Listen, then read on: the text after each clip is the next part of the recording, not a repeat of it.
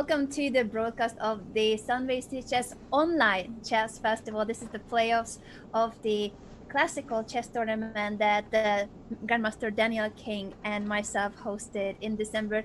So happy to be back broadcasting with you, Danny. How are you doing, and how do you feel about today's playoffs? Yeah, I'm doing really well, and I've got on my Mediterranean shirt in honor of the Sunway Sitges tournament. I thought, this it needs brightening up. I'm back in the Med. I can hear the waves. I can feel the sun. So I had to have a bright Mediterranean shirt, and you're as red as ever. Always red, and you always have a better hair day. Never, Anna, never. So Always. some chess. So we've got the knockouts phase now, which this is fun. We got some blitz to Indeed. follow. Sorry. I was just going to remind the users, in case they weren't following the event, that as we mentioned briefly, this is the first time that a classical tournament that would be normally an over-the-board tournament with classical time control is now organizing an online event so that the players can still compete during these really challenging times.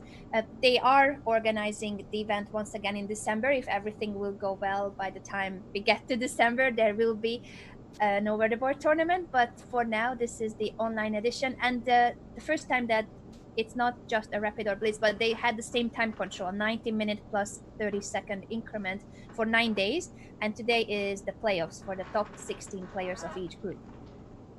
Yeah, I think it's really exciting, and I think, obviously, this crisis is a disaster, but looking at the chess world, we can, look positively and say that actually there's a lot of activity going on, and we, have managed to actually occupy people's minds quite a bit. But I'm not trying to diminish, what's been going on.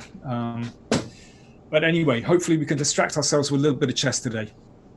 Yes, and you're very right that these are very difficult times, but on the bright side, luckily for our sport, chess, it's something that can be also organized and competed at the very highest levels too online, as we see now with the Sunway Sitges online open tournament, and of course the Magnus Carlsen Invitational that's being held during these days too. So it's great that, unlike other sports that unfortunately need to be on hold until the situation goes back to normal, chess can still be an active sport, and as you said, just have some kind of an entertainment for people watching from home and sitting and waiting around. Absolutely. So have we got some games already in our last 16 group? Yes, I think the games will begin shortly. So one more Okay. time, this is the situation.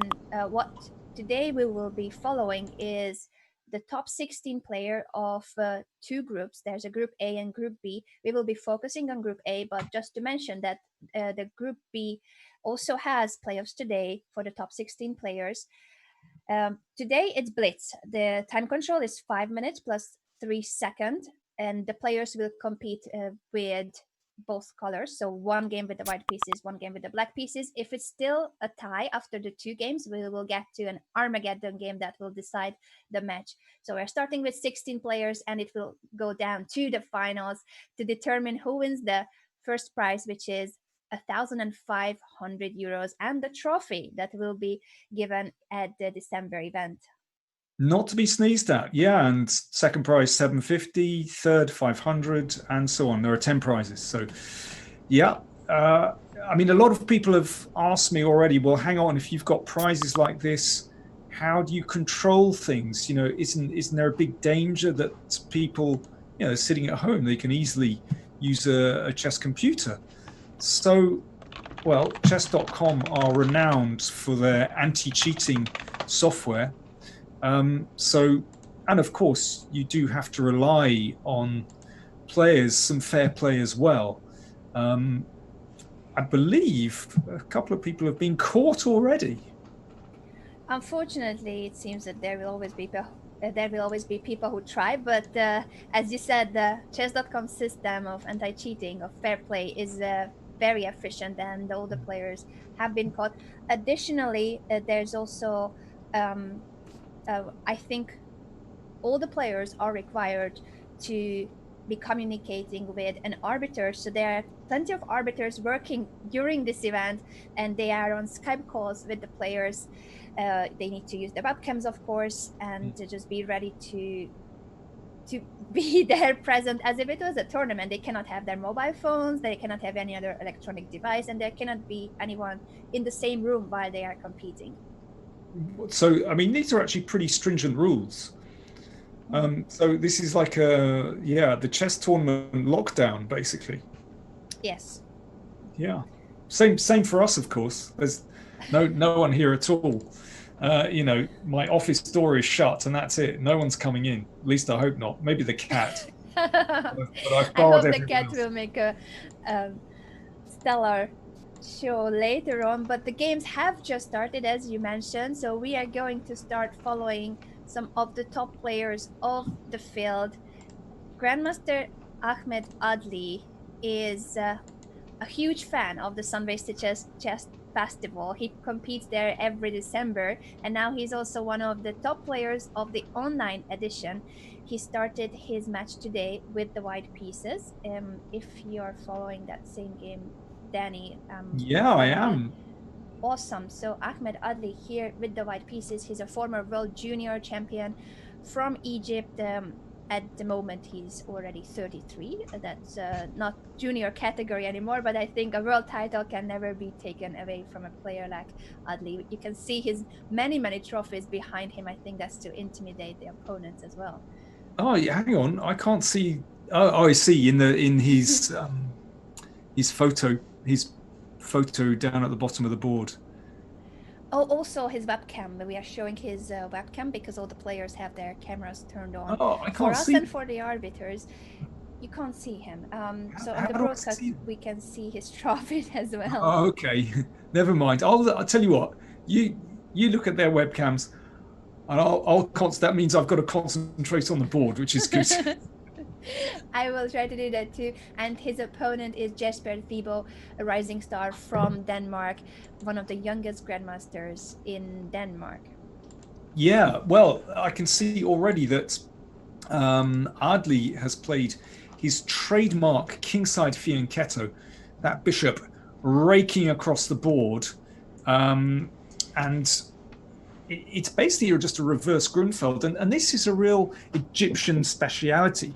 Bassam Amin also plays in this way as well, so no big surprise there. But yeah, as you mentioned, Ahmed Adli is a big fan of the tournament, and it was great to see him again last December. He's usually in very good spirits when you speak to him.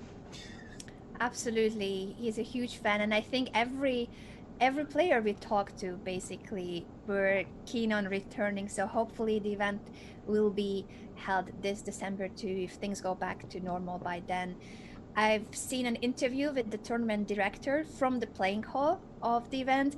They were showing, obviously, on the camera view the empty playing hall, but also inviting everybody to join the event in December in person. So now they're competing online, but in December, right before Christmas, the event will be held in Sitges, which is just outside Barcelona, and the lovely weather, great food, nice company. That's how I would sum up the event.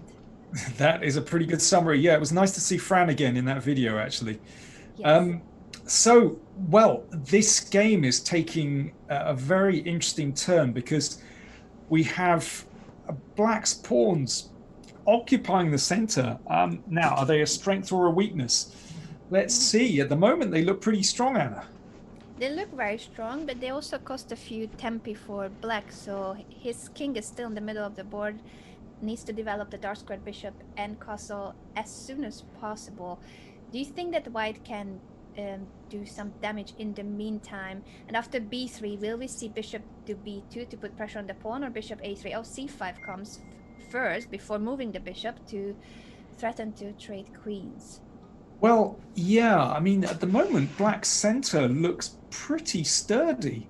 If the if there were sort of knights on the board that could create more complications, I would feel happier from White's point of view. But actually, I think this is. I would be very comfortable with Black here. Actually, I've got to say. I have the same feeling. As you said, there are no knights on the board, and for the bishops to be powerful, you would need the position to be more open. So White is trying with e3 to at least weaken the long diagonal, but I still think that Black has way too much space and great control of the center. Well, this is really interesting, actually, because I think he wants to, although it looks incredibly tempting to play the pawn forward to d3, then he's going to play bishop b2 and try to get in g4 and undermine that central pawn position. So, okay, that's clever. So he's going to put the bishop on f6. So bishop b2, bishop f6 to hold that center. This is a very, very tense game, actually. It is. Bishop f6 is coming, as you mentioned, and then the question will be after rook d1. Isn't Black forced to do something about that pawn? Yeah, and then we can trade on f6, g4. Ooh, I don't know. This is up in the air. Okay, so I think, as you say, now got to play d3. Yeah, d3 or d takes e3, but it looks like one of them has to be played. Well, d3 is kind of the principal one. Yeah, I think you got to do that. Now, is he going to go g4 or what? I don't know. I would love to see g4. I think g4 is what Ahmed is trying to execute here. He must be calculating that move. Yeah, but black can hold that. Yeah. King f2 simply preparing Weird. for g4. Weird position, actually. Yeah, Black has an incredible space advantage and is protected postpawn on d3. So as you said, if White doesn't find the right moment to create counter chances with g4 and weaken the center, then this is just very comfortable for Black. Is that bishop on g2 just going to be locked out? h5, exactly. Yeah. And now, how is that bishop going to get into the game? Ooh, has Adley blown it? He needs to find some activity. Maybe he's got to go queenside now.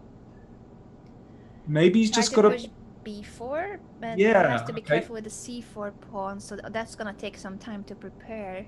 Yeah, true. It reminds me of a kind of mirrored Nimzo. Does that make sense? Yes, it does. A very strange position. But yeah, I think, am I allowed to change my mind? I'm feeling a lot more comfortable with Black. Me too. I think Adley may have been a bit over-optimistic about his chances. Or maybe he should have played g4. Even when he got this position, I still don't understand why not push g4 until it was possible. After h5, it seems that's gone, the option for basically forever. I think he's playing for a draw. I think he wants to get a fortress. So just to recap, they're playing 2 5-minute games, right? Yes. And then, yeah. 5 minute plus 3 second increment. And if it's a tie after the 2 games, we're gonna get to see an Armageddon where White has 6 minutes and Black has 5 minutes but draw odds. Yeah. So here, I think maybe, Black wants to try and open up the B file or the A file, something like that.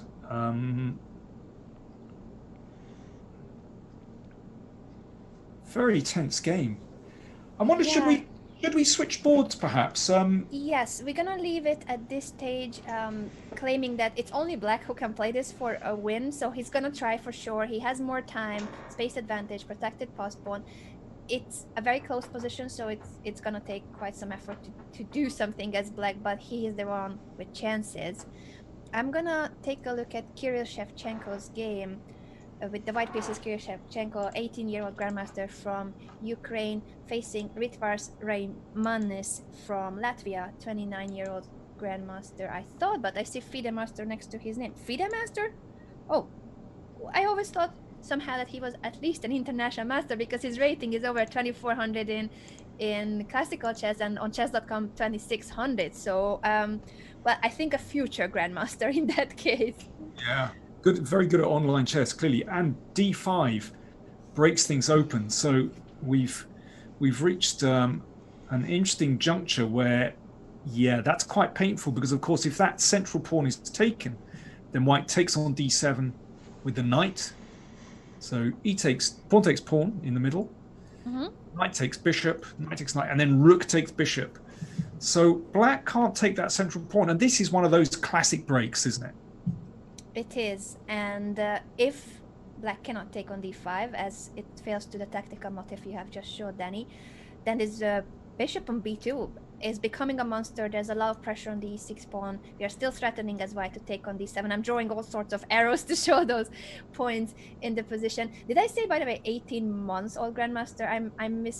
I must have misspoken. I meant he's 18 years old. 18 months old grandmaster would be quite an achievement. Oh, queen g3, that's very nasty, very nasty. White's pieces aligning on that g7 pawn in front of the king, and I think black is in big trouble now. I tell you what, there is so much going. Apart from the threats on the king side, you've also got rook a1, and that is a very, very unpleasant pin. It really is. Black went back to e8 to protect the g7 pawn, but we know what you think of this, Danny. Split rooks. Disastrous. It is basically the writing is on the wall. Black's rooks are split. He may as well just give up right now. Also, shouldn't there be tactics, because the b8 rook will be hanging if you move the e5 knight? Like, oh my goodness! Well, in fact, but absolutely. Knight takes f7 was actually winning on the spot. Also, this move, I don't see anything wrong with rook a1 pinning the bishop, but yeah, now the rook can go away from b8. Feels like that was a chance to take advantage of that rook. Yeah, but it must be lost anyway. I mean, I think it just feels like something is going to drop here very badly. Well, in fact, you can play bishop c3, which will force bishop b4, take rook b1. I'm thinking out loud. It does look very, very good for white. I think, yeah. That pin on the a file is so nasty. It is. This position has to be great for white. Simply, Kirill is taking his time to calculate what's the most precise line here to get the full point. But now they're going down on time. 56 seconds left for Kirill, 40 seconds left for Ritvars. Yeah, I think it's just gone, actually. It's just gone. Listen, can we go back to Adli? Well, this is, sorry, just before we go. I mean, this is exactly as I was thinking. The queen is hit. If he goes to a5, then, well, you can even just take on b7, but I suspect there's a killer move here as well.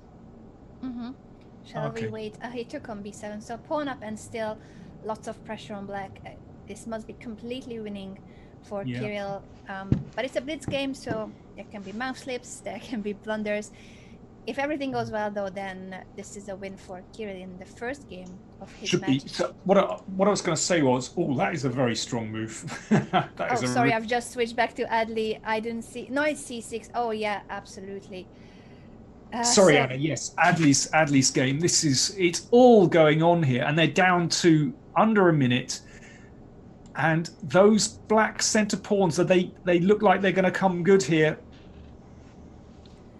Oh, the position has changed a lot since we last looked at this, but the d3 pawn is still on the board, and that's what matters.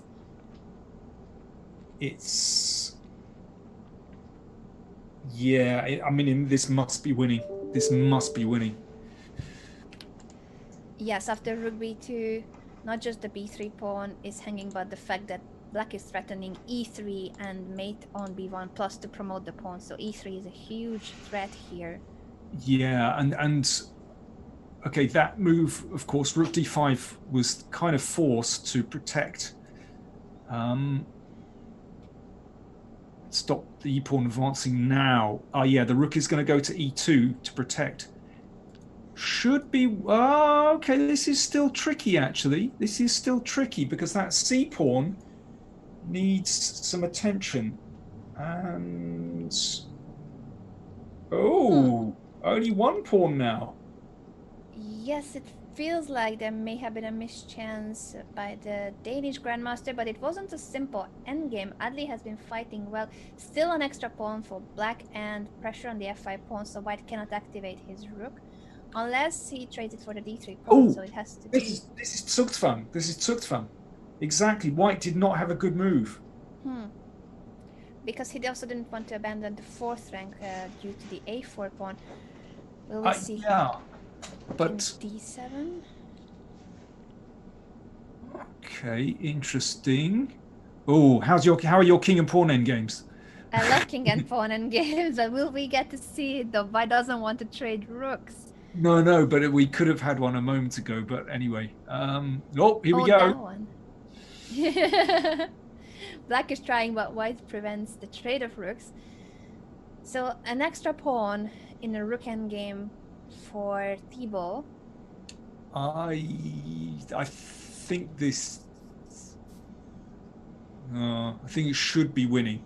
That's my feeling.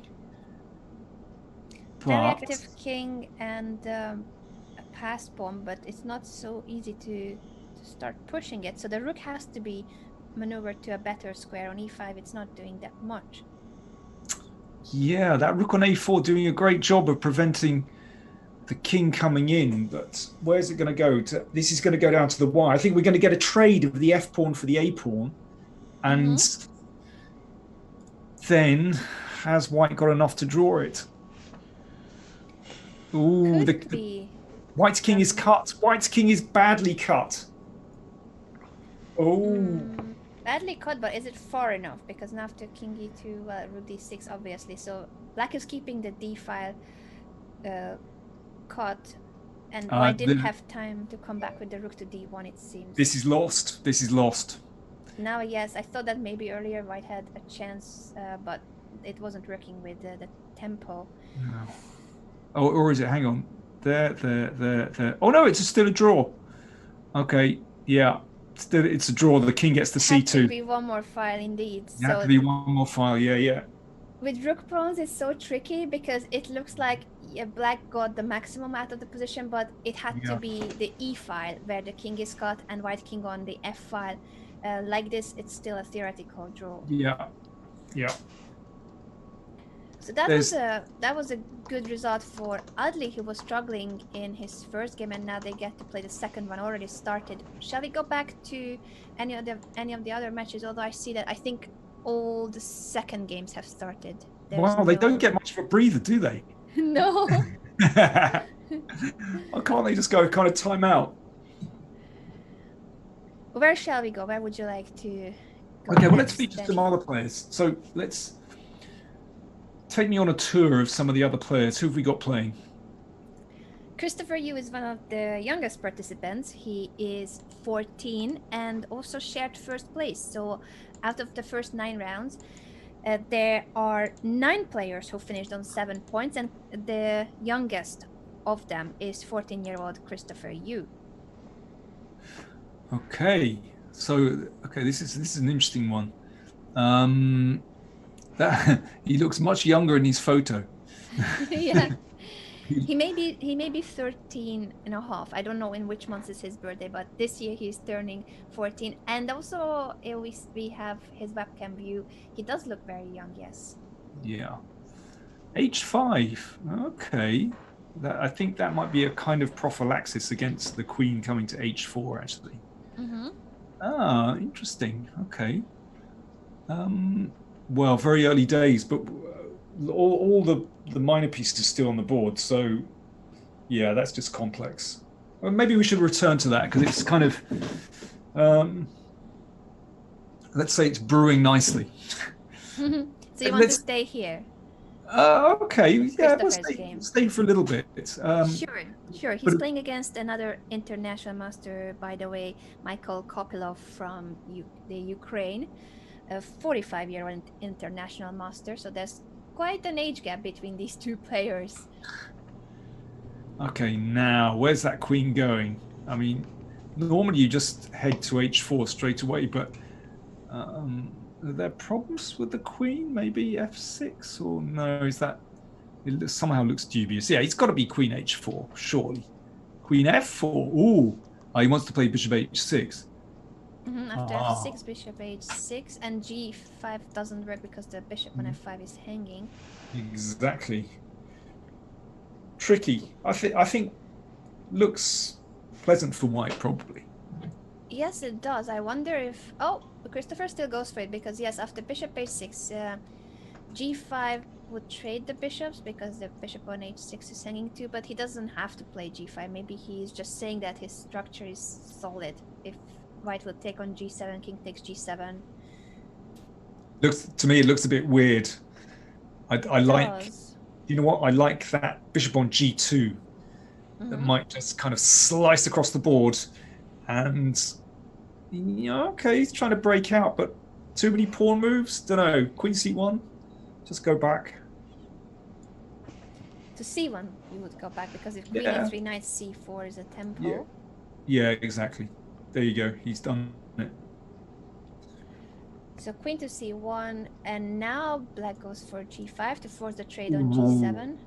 Oh. Come to daddy. Very aggressive play by Christopher here. But yeah, but okay, whose king position looks safer? Well, white, obviously, but it Yeah. seems that Christopher is fearless and he goes for a pawn storm on the same side of the board. Yeah, he looks very, very fishy to me. Very fishy indeed. I'm just imagining a knight hopping in. Well, there you go. He's gone for it, hopping into c7 or d6. I think that kind of highlights the problems in black's position. Once that e pawn has advanced, we can see this move pinpoints the problems. Oh dear. Yeah, this is very unpleasant. It isn't even simple to step out of those threats. Mm, Maybe a queen move so that there will be no fork, but yeah, the knight will be a beast on d6 regardless. beast. It is. It is a beast from the east. And I'm still. Difficult position for Christopher. Yeah. Okay. A good thing for him though that he won his first game, so he only Ah. needs a draw in this one. Ah. Okay. All right. Not so bad. Maybe it could be a game of two halves. He might come back in the second half. Yeah. Who knows? Shall we Um, switch to another board or do you want to stay yes. here for a bit No, we'll longer? look at this one, but it looks good for white. Yeah, just introduce me to a few more players, Anna. Sure. Before we go anywhere, Kirill Shevchenko won his second game too against Ritvars Raymanis. That's very Ah, convincing 2-0 for the Ukrainian Grandmaster. very good. So he's the Kirill Shevchenko, 18-year-old Grandmaster from the Ukraine, is the first to qualify to the quarterfinals, winning his match 2-0 against Ritvars Raymanis. Okay, And so let where me are you see going if to take there's me anyone next? else. Paul from St. Petersburg is a very successful player in online chess. He is an international master from, as his name says, from St. Petersburg. He Yeah. plays a lot of the Title Tuesdays, Arena Kings, the online events of Chess.com, and he competes very successfully online. So I think for the playoffs, he does have an edge because he's very familiar with the platform. And He- he is playing against Cheeto89 is the username. Let me just check the full names because it's, of course, the usernames don't have to be the players' actual names. They can pick whatever they want. I'm just checking my list of the full names. Axel Bachmann, the top Ah, player of Paraguay. I was thinking it's him, but I didn't want to guess in case I don't recognize flags properly. But yes, that's Paraguay's flag next to his username. well, yeah, we know Axel from, well, I know him from Olympiads and well, other tournaments as well. Yeah. And yeah, very strong player. So this is an interesting one because, normally, he's a strong grandmaster and playing an international master, you'd say, well, he's got to be, clear favorite. But okay, if this guy is an online specialist and we can see this position, well, white is better, in my Yes. opinion. That's a big pass pawn. Now, black is also pretty solid, but no doubt white is better here. Oh, and sorry guys, I did not see that. Yes, Paul is Pavel. His Russian name, obviously, Pavel Yeah. Anisimov. He is a grandmaster. Sorry that I Oh, degraded his title. Grandmaster, lower rated than Bachman, and he lost his first game. So Paul from St. Petersburg, aka Pavel Anisimov, has to win this game with the white pieces. okay. Well, he's doing a pretty good job so far. It's let's see. Can he do it? F5. Yeah, that forces. It doesn't force the bishop away yet. Takes now. What's happening in that? Oh, yeah, that's a nice endgame. So if we get to the rook and pawn endgame, then the king will move up the board to take the pawn. So that's interesting. So if the knight goes back, let's say, let's say f7, then bishop f3, and that secures the bishop. Still not so clear. You know, that the king will travel across to e7. But yeah, white is obviously better, basically. But this is a big call. Oh, he's gone to g4. Now, how does that make a difference? He wants to be able, at some moment, perhaps to block with knight d5. But he's going to bring the king over, of course. Yes, activating the king is a must in these endgames. Both players will try to activate their kings. Better position, as you said, for Pavel. Question is, can he convert it, because it's a must-win situation for him? Clock times, minutes, roughly a minute each for both players. Now, big decision. I'm sure he's contemplating whether he can activate the rook straight away with rook b1. That must have been one of the ideas. He goes for rook c5, potentially then rook a5. Rook c7 will protect the pawn, though. I suspect black has enough to hold this, because, you know, after king d6, the knight is going to block on d5, and that cuts the protection to the pawn. So yeah, just rook c7 here, and king d6, knight d5 should be. Yeah. Are you okay? You can't play knight d5 at the moment. I still don't quite see how white can break this down, actually. But we're about to find out. He wants to take the pawn like that. He just wants to. Yeah, that's good very move. logical. And 3 pieces of black will be attacking the pawn. What can white do about it? Who's better and why? Bachman now with g5, king Good size move. expansion. Very good move. He's going to play g4 and knock the bishop away. This is now tough for our friend from St. Petersburg. I think he's playing on a touchpad from his posture, because while he's thinking, Axel Bachmann has his hands, both of his hands, in a thinking pose, a typical chess player pose. But then it does feel like it must be a tablet or iPad he's playing from, because the gesture he's making afterwards is not the one where you would grab a mouse and move, I feel like. Interesting. I thought that it's more difficult to play on a touchpad in Blitz games. Yeah, that's interesting. I have no experience of playing Blitz on a touchpad. I mean, I always feel hampered at the best of times playing online Blitz, but touchpad, just because of mouse speed, and, you know, I'm used to sort of in real chess, you know, maybe, you know, making 10 moves in 10 seconds without any difficulty. But online, suddenly I've made 2 moves and my time's gone. I don't understand how it works.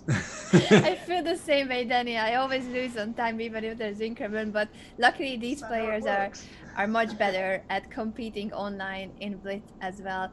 Bachmann also competes quite a lot on Chess.com, so the experience is there from both sides. And he won his first game, so a draw is enough for him in this game. Interesting move, Anna. You can play rook takes bishop and then king b5, trapping the rook. He didn't go for it. That was beautiful. I need to show Danny's idea. Beautiful. You can sacrifice the exchange and then trap the a6 rook. That could have been a winning move. I think the king and pawn endgame was winning.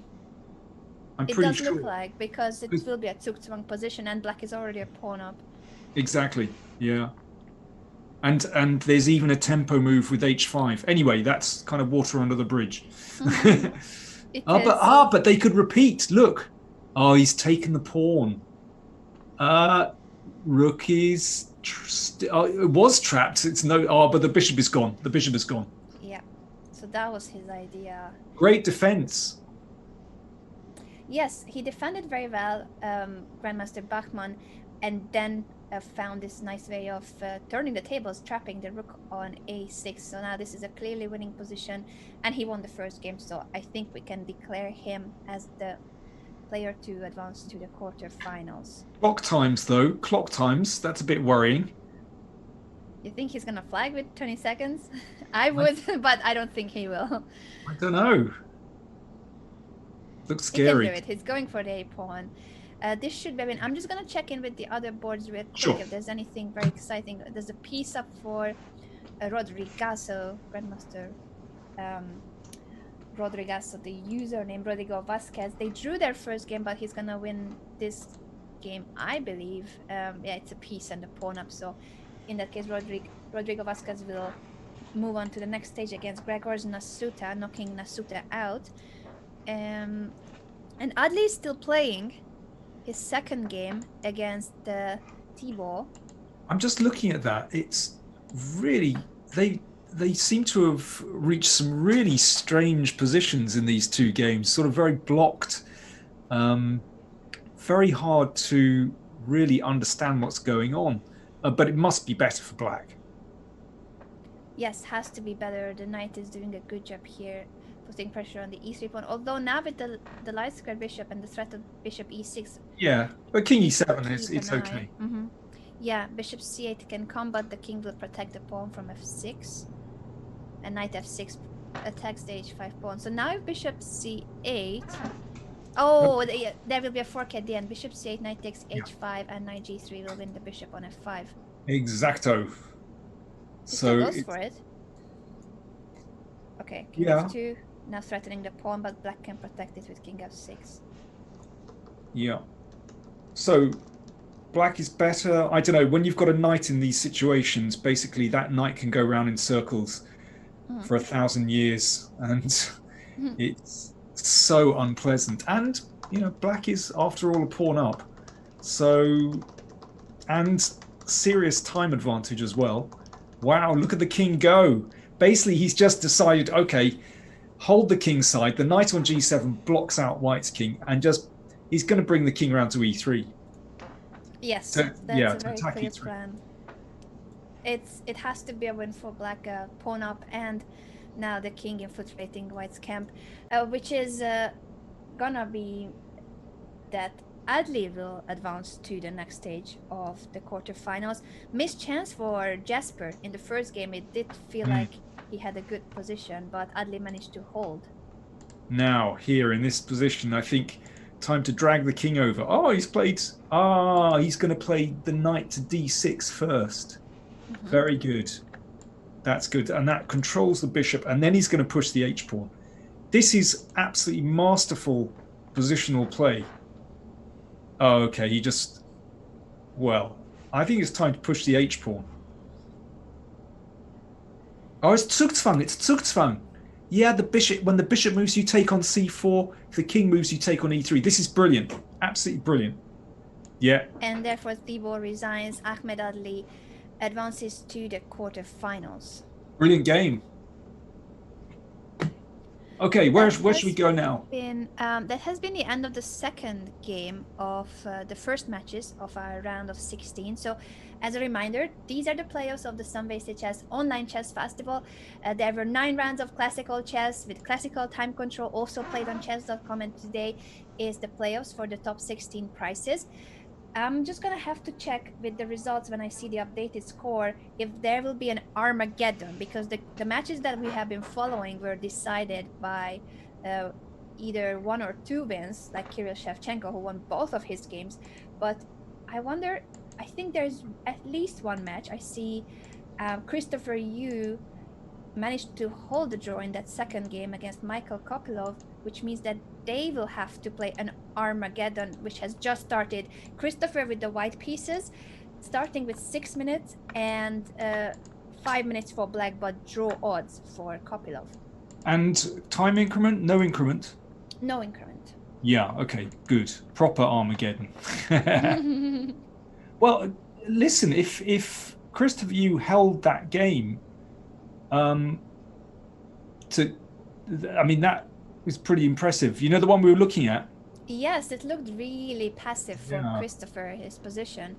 Hmm. So good result that he escaped from that bad position, and now with the white pieces he has to be playing for a win. It's an Alekhine defense. Let's see what will happen later on. He already spent quite some time, Christopher.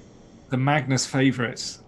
I mean, I was speculating the other day that there's going to be a wave of popularity for the Alekin's defense after Magnus played it in the Invitational tournament. Yeah. You probably saw him. He massacred Fabiano.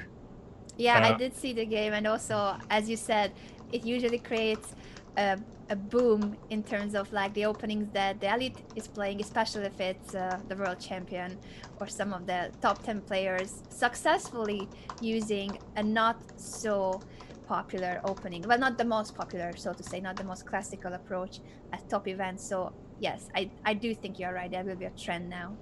the problem with the Alikins is that, of course, it gives a lot of space, and I think in rapid play, for playing the four pawns can be asking for trouble.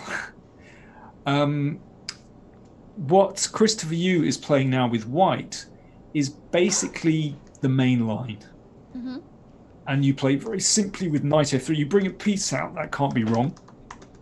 And, well, you know, you don't have to advance that f pawn. You keep it on f2, very important. And white just has a very pleasant space advantage. Yes, very comfortable position for Christopher. But once again, maybe for a couple of, it could be one of his main openings, and also it's quite a solid one. Knowing that he only needs a draw with the black pieces, he may be thinking that this is the right approach. There's a question about it actually in the chat, how they choose the colors, and the Ah, system for Armageddon is that there will be a drawing between between the players who gets to pick the color. So there was a drawing. I'm not sure who won the drawing because it happened so quickly that I couldn't get information on that. But it's either that Christopher won the drawing and he chose white, or it was Michael Kopilov who got to pick and he chose to play with the black pieces. It's always interesting, what do they prefer, the players, to go hmm. for white pieces, more time, but you have to play for a win, or would you choose black? What would you go for, Draws. Anna? I think I'm too solid. I would go for the draw odds. What about you, Mr. King? um, golly, it's so tough. Do you know, in some ways, white is to pick white is appealing because I don't like it when I have in my mind doubt about what I'm going for. Mm-hmm. Do you see what I mean? When I Yeah, know that a win or a draw is possible, for true. me, that could create a conflict in my mind about what I'm doing. So in some ways, white is easier because you know you must win. It's as simple as that. Hmm.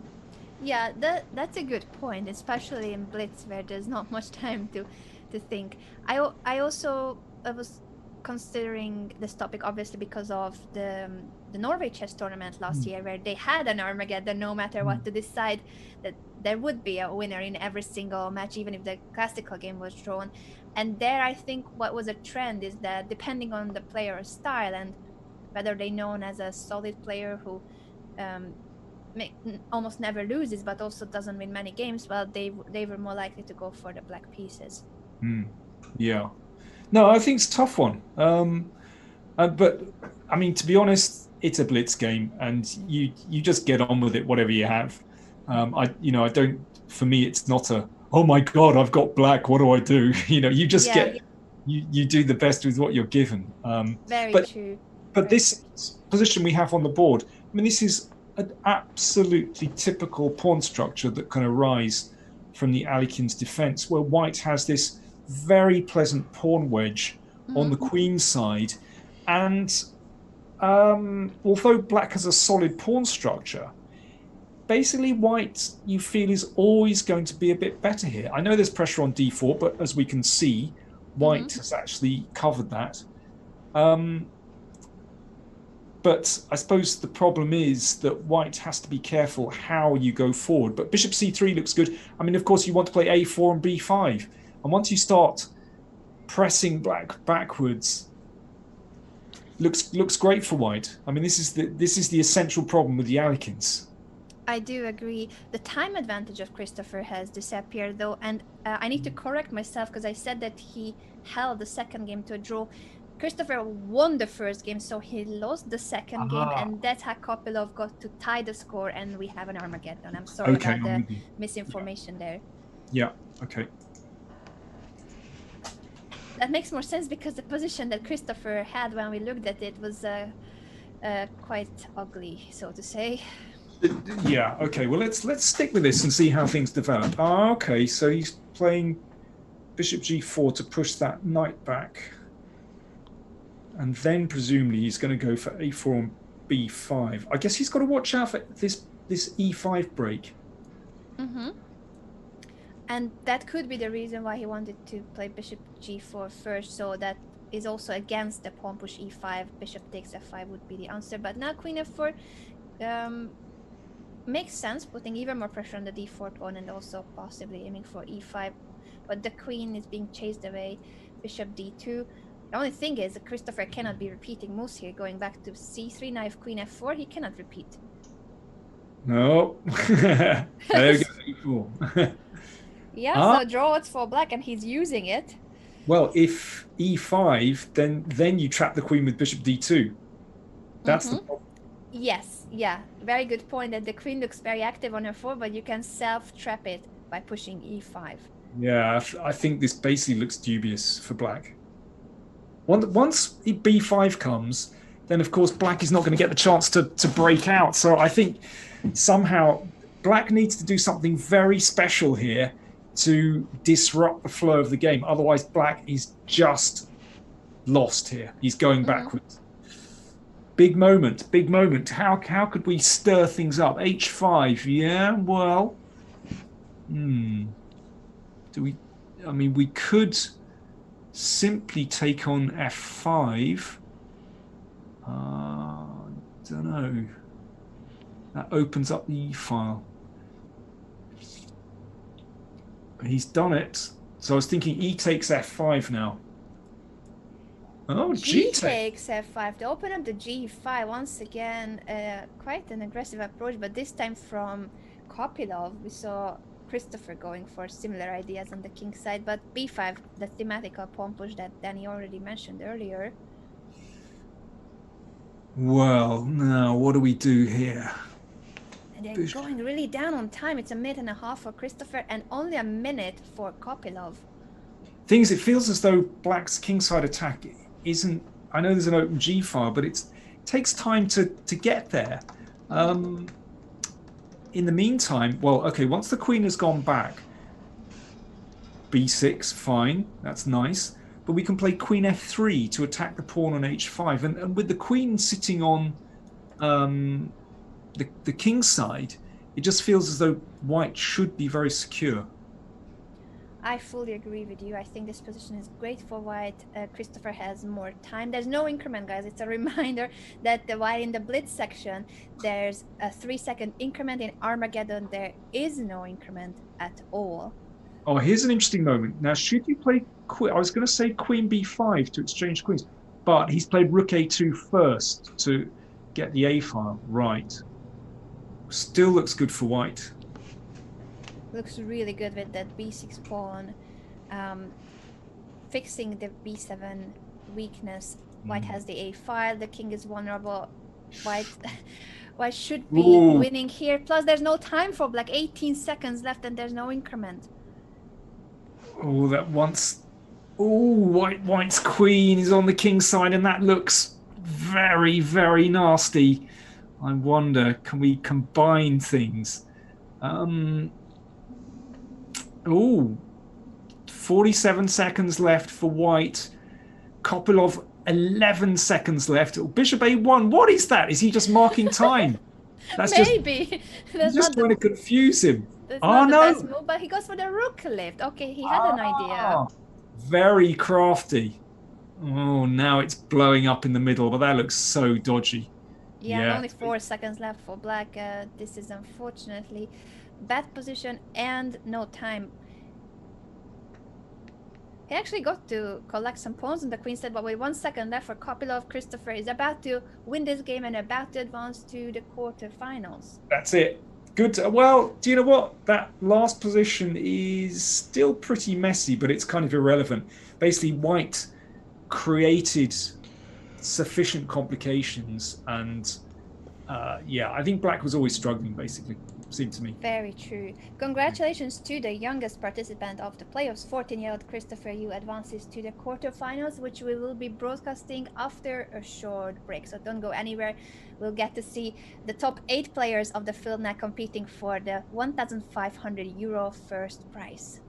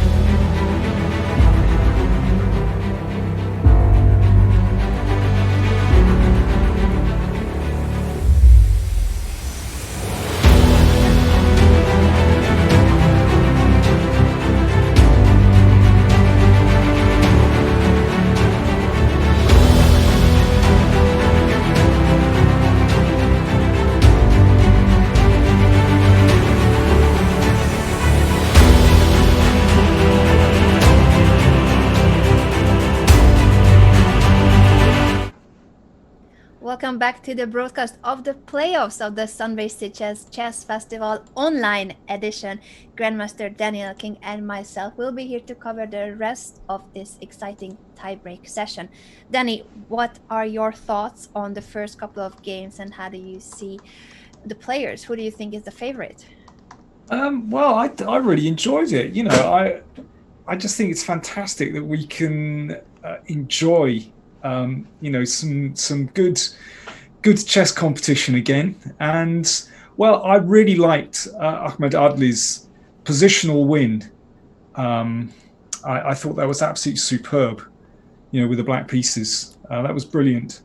So he's playing against Satorov.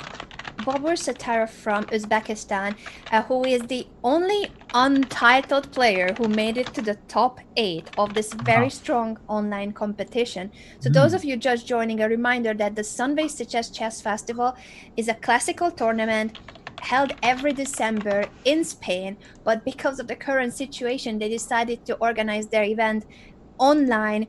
Now, during these months, they are, of course, still aiming to organize it in December, but they wanted to give an opportunity to chess players from all around the world to have a chance to compete as a practice, training, and also we have very prestigious prizes. They are playing for the first prize, which is 1,500 euros.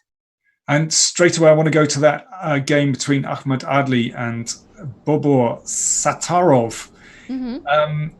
Adli, with one of his tricky systems with white, this G3 against the King's Indian, and that move knight e5 is really unusual. That's so typical of him. He's always got some little wrinkle in these positions with the fianchetto. So the exchange variation, and he's put the knight on d3, and this is often such a good square in these kind of positions. But he has spent 2 tempi getting there. Very true. The question will be if that pays off. There is huge pressure on the c5 pawn. Black decided to do the same, attack the c4 pawn, but white responds with knight a3. And now the question is, how will black defend his c5 pawn in this very moment? Yeah, because you don't want to go queen c7. You get hit by bishop f4. Moving the knight back from f6 to d7 looks pretty ugly because it blocks the bishop. Already, it just feels to me like this has been a big success for Adli. Yes, looks like a very pleasant position. Makes me wonder if the untitled player from Uzbekistan, untitled but with the FIDE rating of 2,459, so international master level, he must be aiming for his grandmaster title if he hasn't had the IM norms and the IM title next to his name yet. But he may be in trouble here. Knight e8, that does not protect the pawn. He wants to create some counter chances on the long diagonal. Looks dubious. I think Adli has succeeded in tricking his opponent already at a very early stage of the King's Indian. Could just take on c5, and yeah, after queen c7 we might have to give back the pawn, but still that position looks pleasant for white. I fully agree with you. I think this is a promising start for Adli. We could take a look at the other matches as well. So these are the top 8 players of the field. The first 9 rounds were classical time control. As we said, this is a classical tournament now played online, but the playoffs are blitz games with 1 game with each color, and if it's a tie after 2 games, then we get to see an Armageddon. Kirill Shevchenko is playing against the 14-year-old Christopher Yu. Okay. Right, this line, so a Richter Rauser it looks like. And a line with queen d3, so that is, queen d3 is slightly unusual. I mean, black could get a big center here, and you just wonder how exactly is white going to break this down. So if we just recapture with the c pawn, then what's the big deal? Because I mean, if black holds that center and then can attack down. Oh, wait a second. Oh. Knight g4, attacking the queen, and the bishop on g5 is hanging. So white has to go bishop takes e7, but then after knight takes e3, the rook is hanging too. Tactic alert. Okay, Did so Kirill Shevchenko miss this? so it wins an exchange, but how serious is that? Takes on e7, takes on e3, takes on d8, take the rook. I'm thinking out loud. You can take that. King takes, take on c6. Yeah, it's better. It's better for black. Looks to me. Yeah, there's a shocker. It is 14-year-old Christopher Yu didn't go for the natural response to the capture. It's taken, you take back. No, he considered that there could be a stronger intermediate move, winning material now after knight to g4, it seems. Does he want to play queen g3 and after bishop g5 you've got f4? There's a bit of a weird one. What do you think of that? So, saying right now after knight g4, you first play queen g3. Wait, I'm gonna just try to draw. I'm gonna get rid of the arrows I've drawn for the previous lines and show your line now. If I can't see your arrows. Yes, yeah, I was just getting rid of the one. So queen g3, and that is saying that bishop takes g5, even though that's a check and wins a piece. White has f4 and two minor pieces are hanging. Could be an interesting option. Queen to e2 by Shevchenko. Ooh, very what is that? The g4 knight is hanging, and d takes c6 or d takes e6 are threats as well. Yeah, d takes e6. So okay, there's another way of dealing with this, and this is much sharper. This way, I wonder.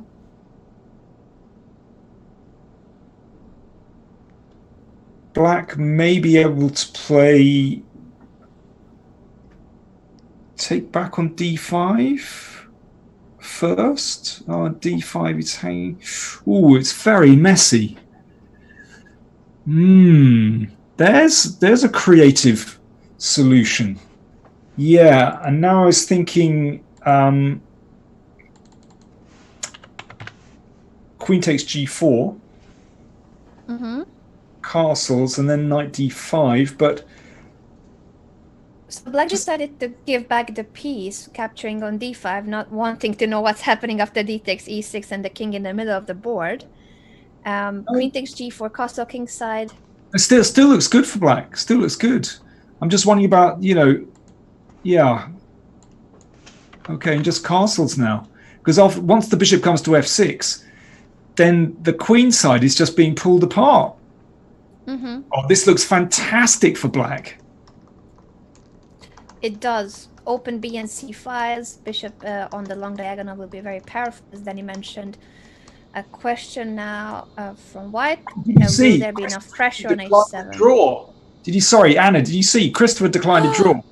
You're right. It shows in the chat window that Kirill Shevchenko, who is the higher rated player here, not only the Chess.com ratings, but Shevchenko is a 2600 rated grandmaster from Ukraine, and Christopher Yu at the moment is 2455 rated in the FIDE rating list. And he's begging for a draw. Kirill is begging for a draw. He's not going to get it. Not gonna get it, it seems. We see Kirill's camera on our layout at the moment.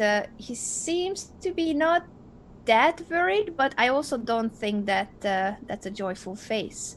This is terrible for white. Absolutely terrible. All we need to do is play a5, rook b4, and white is just getting pulled apart here. Yes, or queen e7, nice. Queen d6 or queen e7 to play rook b4. I mean, a3 might have to be played, but okay, there's pin stuff. Okay, c3 will stop a rook b4 idea. Close the diagonal. However, it looks so dodgy. Bishop d7 at some moment. Yeah, it does look dodgy. It takes away the square from the knight. Not that knight c3 was ever possible lately, but the knight on a4 is gonna be delicate. It's the queen on the fourth rank that's protecting it, but bishop d7, queen a5 all seem to be very logical continuations. Bishop d7 is crying out to be played. Okay, this is also good. The knight is trapped. c3 is hanging. Bishop d7 is threatened. I think it's game over. Could well be the case, because bishop d7 is a huge threat, and bishop takes c3 as well. There's a pin on the b file. Very good game by Christopher Yu, spotting that knight g4 idea at an early stage of the game. Once again, lower rated. He's an international master, 14 years old, only, from the United States, facing one of the top grandmasters of the field, Kirill Shevchenko from Ukraine. Okay, this must be it. Bishop d7, there we are. It's gone. You're going to take on a4, you take on c3. He might try, can he try rook c1 to cover that pawn, but it doesn't look good. There's even pawn to d4 breaking communication, and then you just take the piece on a4. This is completely lost. d4 is a huge threat. Bishop b3, d4 here, as well as Dennis said. I don't see an escape for white. I mean, there are so many good moves here. There really are. You could even just double on the b file, but I don't. I mean, d4 is the obvious move, isn't it? Yeah, I think he must be calculating d4. Rook d8 seems a bit slow, but threatens e5 now that the bishop is protected. I think he really want to go e5? Nah, I think he was just guarding against rook d5 or something like that. But yeah, I thought d4 was immediate. But thing is, white's position is just rotten, so it's hard to escape from this. d4, there we go. d4. Yeah. So the knight is hanging. Queen d1 is the only way of keeping it protected. Now, yeah, take here, take on c3, game over. Yeah. Game over.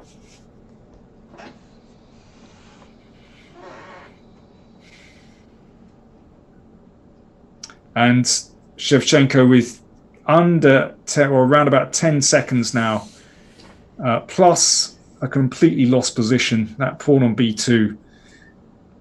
We could be seeing a resignation here.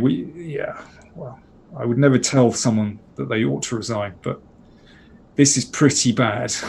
Yeah, I guess he just wants to play on and see if Christopher makes a mistake, such as a mouse slip, which could happen in online competitions, but it's a completely winning position for Christopher Yu. I just want to quickly check the other matches, how they are going. Sure, yeah. The other one is already over, so I'm just going to focus on the ones that are still underway. Rodrigo Vázquez against Axel Bachmann is an endgame with opposite colored bishops and 2 rooks each. Let me just check the other position too, which one is more exciting, the other as well. Mecharchina Reddy against Liam Rolik is a rook endgame, 2 rooks each. And Ahmed Adli, we started with his game. Do you want to check in with Adli? He won that one. Oh no, sorry. He's playing against Satarov. His second game in that case. Yeah, he's already into game 2. I'm sorry, Anna. Yeah, I was confused for a second because yes, we did see him, but while the others are in their game 1 of the quarterfinals, Adli is already playing the second game since he won so quickly. Yeah. So he won his first one, and it seems to be doing fine here. An exchange up, and he will qualify to the next stage with a draw too. So this is looking great for the Egyptian grandmaster. Yeah, just looking at Shoitan against Rodin. Who are they?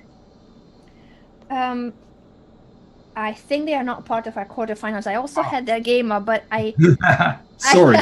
I don't see them on my list of quarterfinals. I was confused there for a second too. Okay, let's go to Rodrigo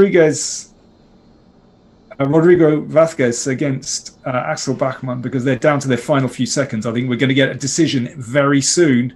Here we go. 10 seconds for Bachmann. 2 pawns down. Oh, that's a big trick. Has he got something? Rook e4 takes. Oh, is this going to end in a draw? The bishop is constantly being chased, but now king g2 steps out of the discovered check. Rook f6 comes regardless. White's winning. That's it. And this is the touchpad technique by the top player of Paraguay.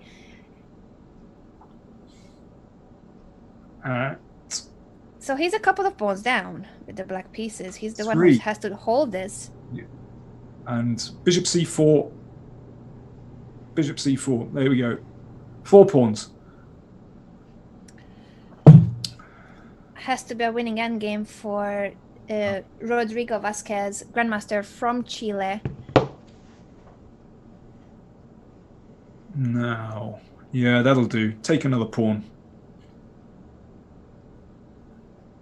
Oh, no, it's not quite checkmate. I was looking at bishop f7, rook h6. The king's still got g3. Maybe black wants to checkmate if he brings the king in to the third rank. That would be surprising. This has to be a winning position for white. From the corner of my eye, I see that the game between Mehar Chinaredi and Liam Rolik, my pronunciation is terrible there, I'm sorry, ended in a draw. So they will now start game 2 of their match of the quarterfinals. Oh, f4 check. That's a good move. And now king h4, rook h6 is checkmate. Boom, I got it. You got it. Not just winning the piece, but king h4. I'm going to play it out on the board. King h4, right. Rook h6 would have been the finish. Second game starts Bachmann in a must-win situation against Rodrigo Vasquez. I'm worried for the players. They need a break. They're resigned and they're straight in. It's like, oh, blimey.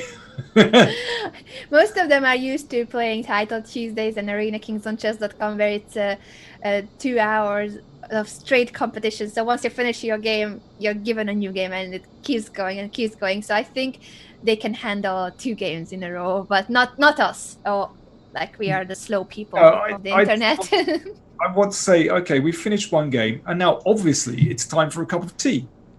Yes. I still need to make my tea, so I wouldn't need more than 2 minutes. Yeah, absolutely. This is, you've got to have a sense of decency here. But so, well, fair play to the players. If they can tolerate this, then that's amazing. I think they're just happy that there's a tournament that's being held. That was the idea of the organizers, that because of the current situation, unfortunately, it's really difficult for everybody around the world. But luckily for us, chess as a sport can still thrive, and we can still organize events online, such as the Magnus Carlsen Invitational being held these days. And this is the first ever online classical tournament open to anybody, so anybody could participate. And we are witnessing the final day of this tournament, the Sunway Sitges Chess Festival, the playoffs of this event. Can we go to Christopher, the second game of Christopher Yu and Kirill Shevchenko, because they've... So you won the first, and really sharp position in game 2. This could be a big upset. Could be. And I see a discussion in the chat window of this game, whose preparation it is, if black is still in his opening line. Maybe. I'm not aware of this position. It's already moved 16 in the Najdorf. Let me have a look. That's usually my bag. Okay, don't worry, it's a blitz game though, so if it's taking long, then don't worry about it, Danny. Knight takes f6 now. The knight on f5 is hanging, and bishop f6 is not a big deal because of bishop takes f6. Maybe it could well be Shevchenko's preparation.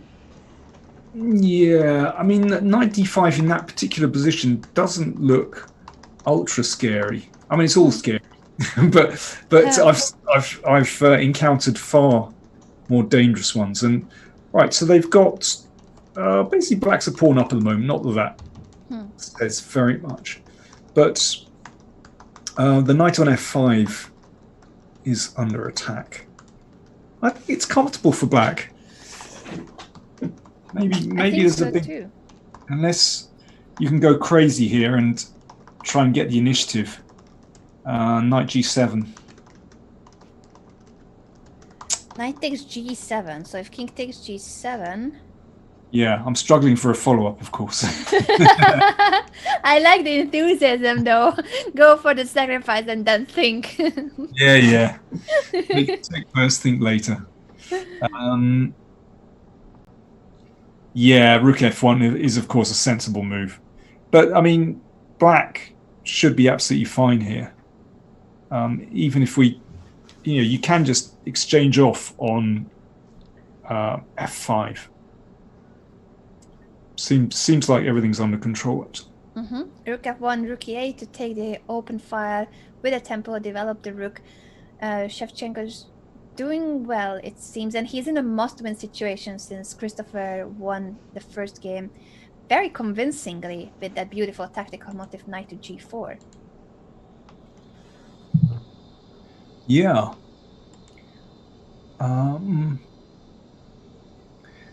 That black pawn on b4, it's classic Sicilian in that pawn can actually be very, very useful in cramping white's king position. If black did ever get that battery on the long diagonal, then the pawn on b4 is so useful. Queen e5, I like that. Nice centralization. Yes, putting more pressure on the f5 knight so the f1 rook cannot abandon the f file. So extra pawn for black and also very active pieces. Let's just check in with some of the other games if that's okay with you. Where should we go? Danny. I'm just briefly looking at the game of Axel Bachmann as he is in a must-win situation too. I do like his position, the Marotis setup.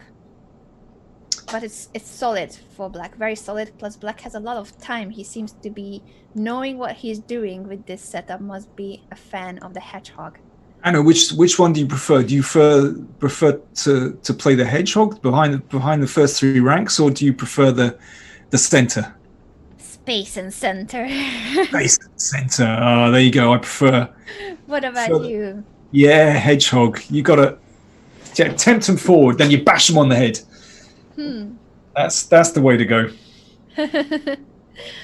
Yes, a pleasant position for Bachmann, but he's the one who, of course, has to prove here what he has less time, only 2.5 minutes left, and he lost the first game. So it's not an easy situation for the Grandmaster from Paraguay psychologically.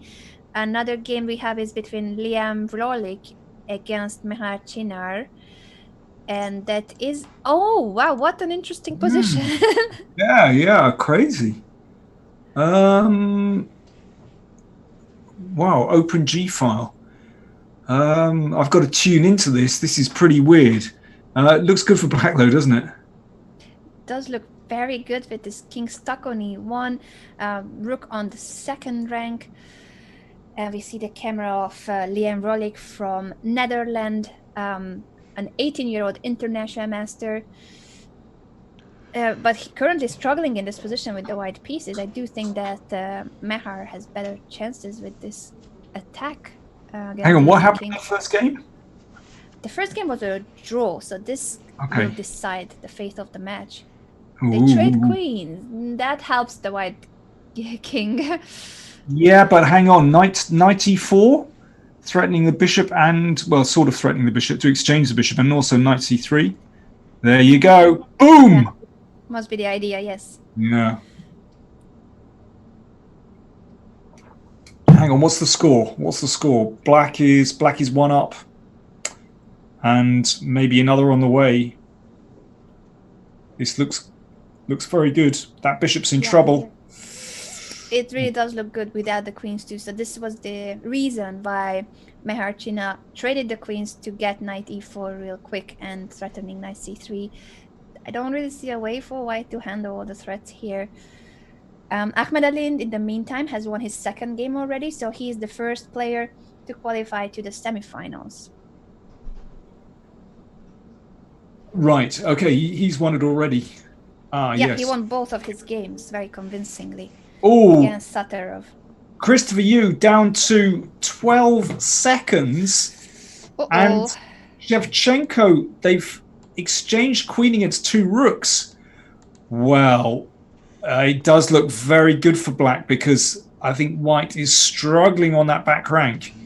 And yeah, Christopher Yu has no time. G5. Whoa. Queen moves, knight d2, check, rook c1. Boom. Checkmate. That's Isn't it. that this completely winning because the queen cannot keep hold of the d2 square after g5? What a position. Yeah, queens, I think, don't see a good square for the queen. There we go. Knight d2. Game over. Wow. And Shevchenko makes a comeback. He was in a must-win situation after the first game, so now it's a tie and they will go for an Armageddon game. We'll get to see who has the white pieces and the minute of time advantage. Do they go straight into the Armageddon? Oh no, they have a moment to draw the lot, so there will be a drawing once again for which player gets to choose the color in the Armageddon. Right. Okay, that was cool. All right, let's go to let's go to Bachmann against Blázquez. Axel Bachmann in a must-win situation, as we already mentioned. Quite a nice position for white, lots of space. I do like these type of positions, but he has to go for something concrete at some point. What was that? Quite a nice position for black. Yeah, I thought so. You like it for black? No, I like white's position. Do you prefer black's position? Shocked.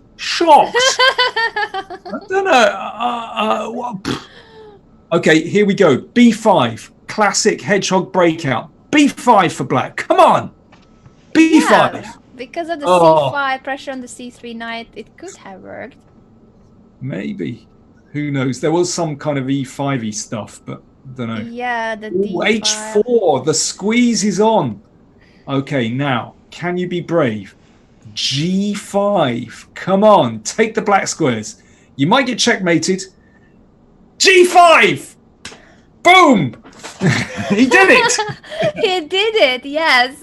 Whose king will be more vulnerable at this stage? The H file is opening up. Yeah, but that E5 square, you see, white needs to do that. Otherwise, black will get it. Now, critical, because after takes on E5, he's got the E4 square for the knight. Now, F5. Okay, what's black got here? That knight on H7 is looking pitiful. But has black got a good move?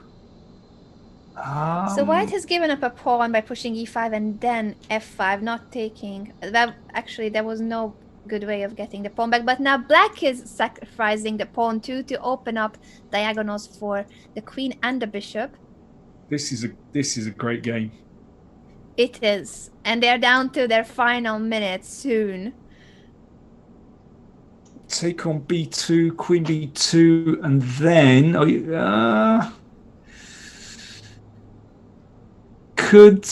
no, the knight's hanging, so knight somewhere, knight e5, queen e5. Okay.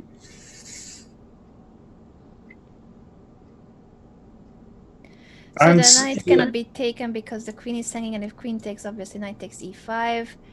That would mean 2 pawns are hanging. So Bachmann with white in a must-win situation. Okay, yes. This is interesting stuff. Down to his final 59 seconds. Axel Bachmann from Paraguay. Knight df6. Yeah, I like this position for black. No. I used to like this for white a lot, but now I would definitely take black here. I don't know. I might be switching. You're switching. He's played knight df6, but I'm worried that could be taken exactly because knight takes is impossible because queen g5. But now you can take, and that bishop on g2 looks pretty good. What's the best way to do this? Black's knight on h7 is terrible. That is the one problem piece. If that knight was anywhere else, I would take black for the fact that you can go king g7, rook h8. But you're right, with the knight on h7, it's gonna take a lot of tempi for black to activate that knight, which I don't think he has the luxury to do here. Oh, and Bachmann down to 23 seconds. Oh, he's going right down to the wire. What? He's not moving. He needs to move. Is he disconnected? Hopefully not, and he's playing on a touchpad, so he better go fast and do I something. 8 I seconds, think 7. I think that could be fatal. He's only got 10 seconds remaining. Yeah, and at the Only same 10 time, I was just gonna tell the viewers that the Christopher Yu Kirill Shevchenko Armageddon game has started. We'll go and check out that game as soon as we have a conclusion here, because Bachmann is in a must-win situation with the white pieces. We've got to stick to the end of this. This is Yep. crucial. So Now, rook takes e6, activating the rook. The knight has now some perspective if it gets to knight f6. f6. Bring the knight back. Yeah, bring it back. Yes. Bring the knight back. Now it's not so clear again. I think this should be better for black. You can even play king g7 and rook h8. Yes, here we go. There's trouble. Bachmann in huge trouble. And now rook h8, rook h8. Come on. Rook h8. Rook e3. Rook h8, rook h8. Rook e8 threatening mate. Oh, rook e2 instead, also ththreatening mate on h2. No time for Bachmann. He plays bishop g2. You can't play rook h8, rook h8. Come on. Rook h8. Seems to be game over. How do you protect? Oh, also looks strong, but rook h8 seemed so completely winning. Not so clear. Not so clear. Oh, you can take on g2. Now, Oh! yeah. An What? end game. Maybe he had to do that. Maybe that was his only chance. Okay, it's lost now. It's completely lost. He's got no time. He's 2 pawns down. Yeah, and also Rodrigo Vasquez won the first game, so even if he doesn't convert an endgame with 2 pawns up, a draw as well gives him the qualification to the next stage of the knockout system. So let's go to Christopher Yu's Armageddon game against the Kirill Shevchenko. Shevchenko has to win with the white pieces. He started with an extra minute, but Christopher Yu with the black pieces has draw odds. Oh, that was tense. That was tense. What is better for black? Bachmann clearly disappointed. We can see his expression says it all. One of the top players of the field, one of the strongest grandmasters, but now he has been eliminated by a lower rated opponent, Rodrigo Vasquez. Well, this definitely looks better for black. I love those center pawns with the bishops behind them. I think it's just an easier position for black to play. But tense. So Christopher Yu, yeah, he's still... there's a minute between them. Christopher Yu's still down on time. So this is an interesting one. He's got to decide if and when he wants to break with d5, basically. Yes, d5 will be the breakthrough for black.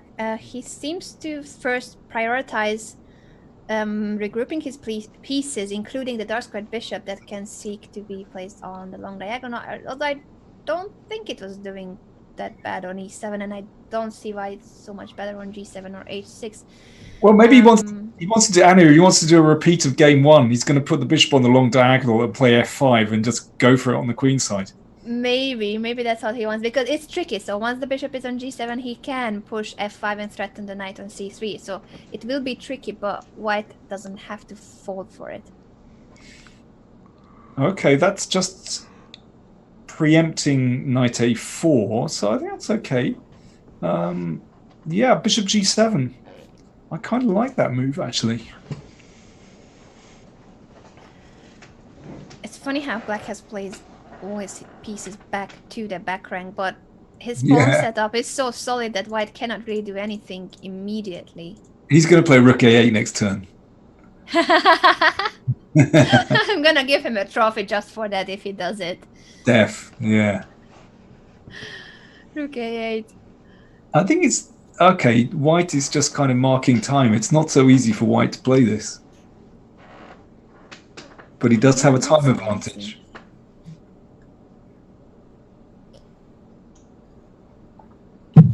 Now it's black. Right, so it's not 2 minutes to 21 seconds. I was just trying to see the time difference, because a reminder to all of you that in Armageddon there is no increment. So Christopher is down to his final minute and 11 seconds.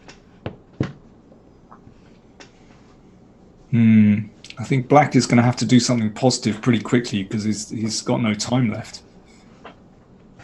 I think he's basically going to go for d5. So he's making sure there wasn't a sacrifice on d5 first. f5 comes before black could have pushed d5, but that d5 is still a meaningful move that closes the diagonal of the b3 bishop. So if f takes e6, f takes e6, that straightens the pawn structure. Seems to be fine for black.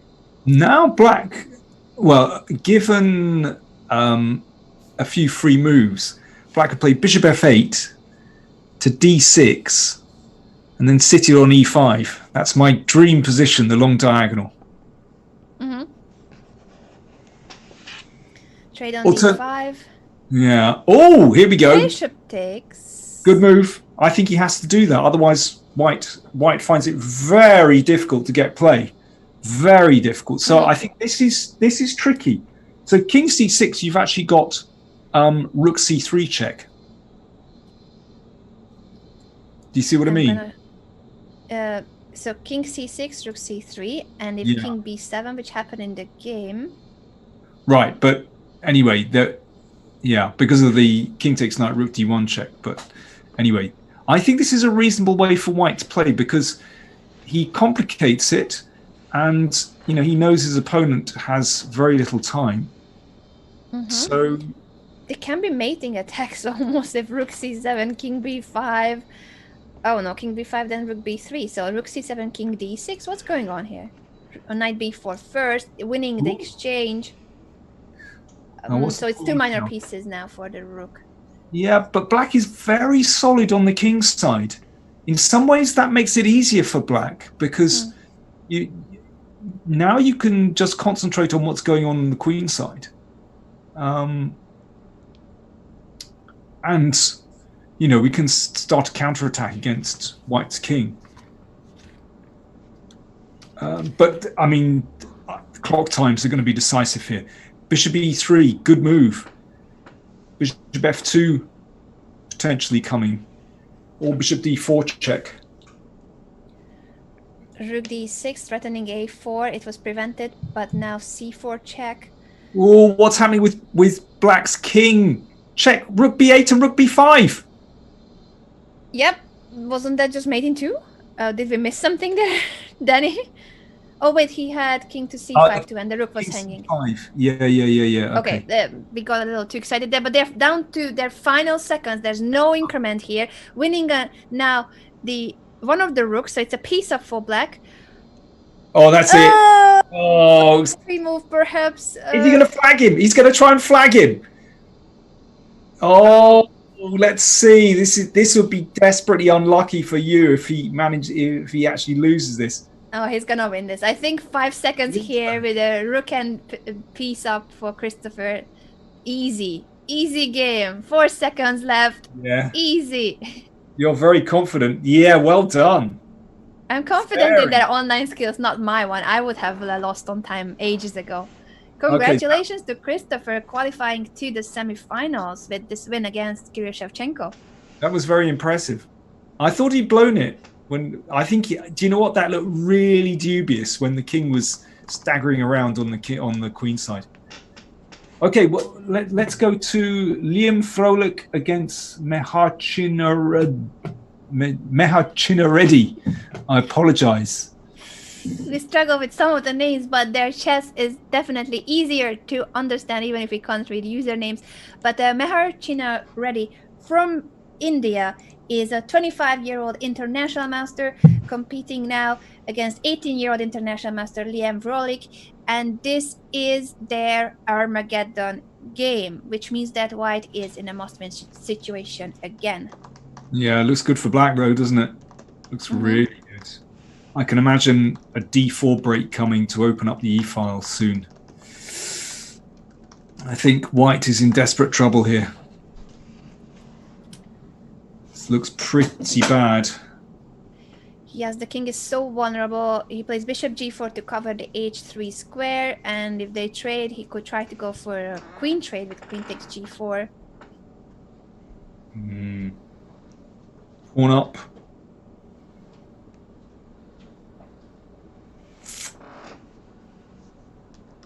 I mean, it looks good for black, doesn't it? I mean, I don't quite see why you can't just exchange, but okay, let's make life as difficult as possible for white.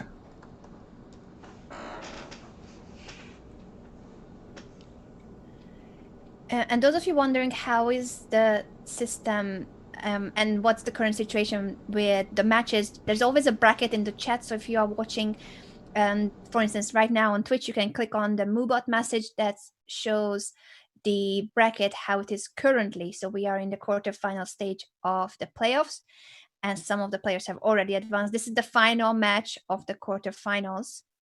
So you're going to try and trap the queen? Nah, not possible. Don't think so. Bishop e4. Queen is running away. I thought bishop e4 was a better one, but maybe, yeah, this still looks good. I mean, you can hassle the queen a bit with rook g2, but if black only needs a draw, then that's fine. Yeah, knowing that black only needs a draw and has this position, this much pressure on white, it's a great chance for Meharchin already. The only factor that is in white's favor here is the time, a minute and a half for Liam, and Mehar is down to his final 41 seconds. Bishop e4. Yeah, time could be a factor, but I mean, black is in control here. He's in control, but I feel like he is playing a bit too slow, because the blitz games we see earlier are always with a 3-second increment, but in Armageddon there is no increment, and that can be tricky to switch. Yeah. Yeah, 20 down to 20 seconds. He seems to be very calm for someone who is down to their final 20 seconds. I wonder if he's aware that he does not have increment. It feels like he's playing just way too slow. Yeah, maybe he's misjudged it. 15 seconds versus a minute and 16 seconds. I think Rolik will win now. Well, now the position 2 is winning because he has won an exchange. So this has gone really wrong for Meharchin because of the time pressure. Yeah, he's really bungled this one completely. I mean, black is still on the board, but not now. That's gone. Yeah, he just left himself too short of time. Too short of time, yeah. The position was great and he was playing really well, but such time pressure with no increment, it was impossible to keep up. So congratulations to Liam Rolik advancing to the next stage of the knockout system here in the playoffs. The other players too, everyone who played here and lost their match, they will be competing for the positions from 5th to 8th. So we will be seeing their matches for the remaining positions, but the top 4 places will be decided by the winners that you have just seen in these matches after a short break. So stay with us for the semifinals of the Sunway Sitges online chess festival.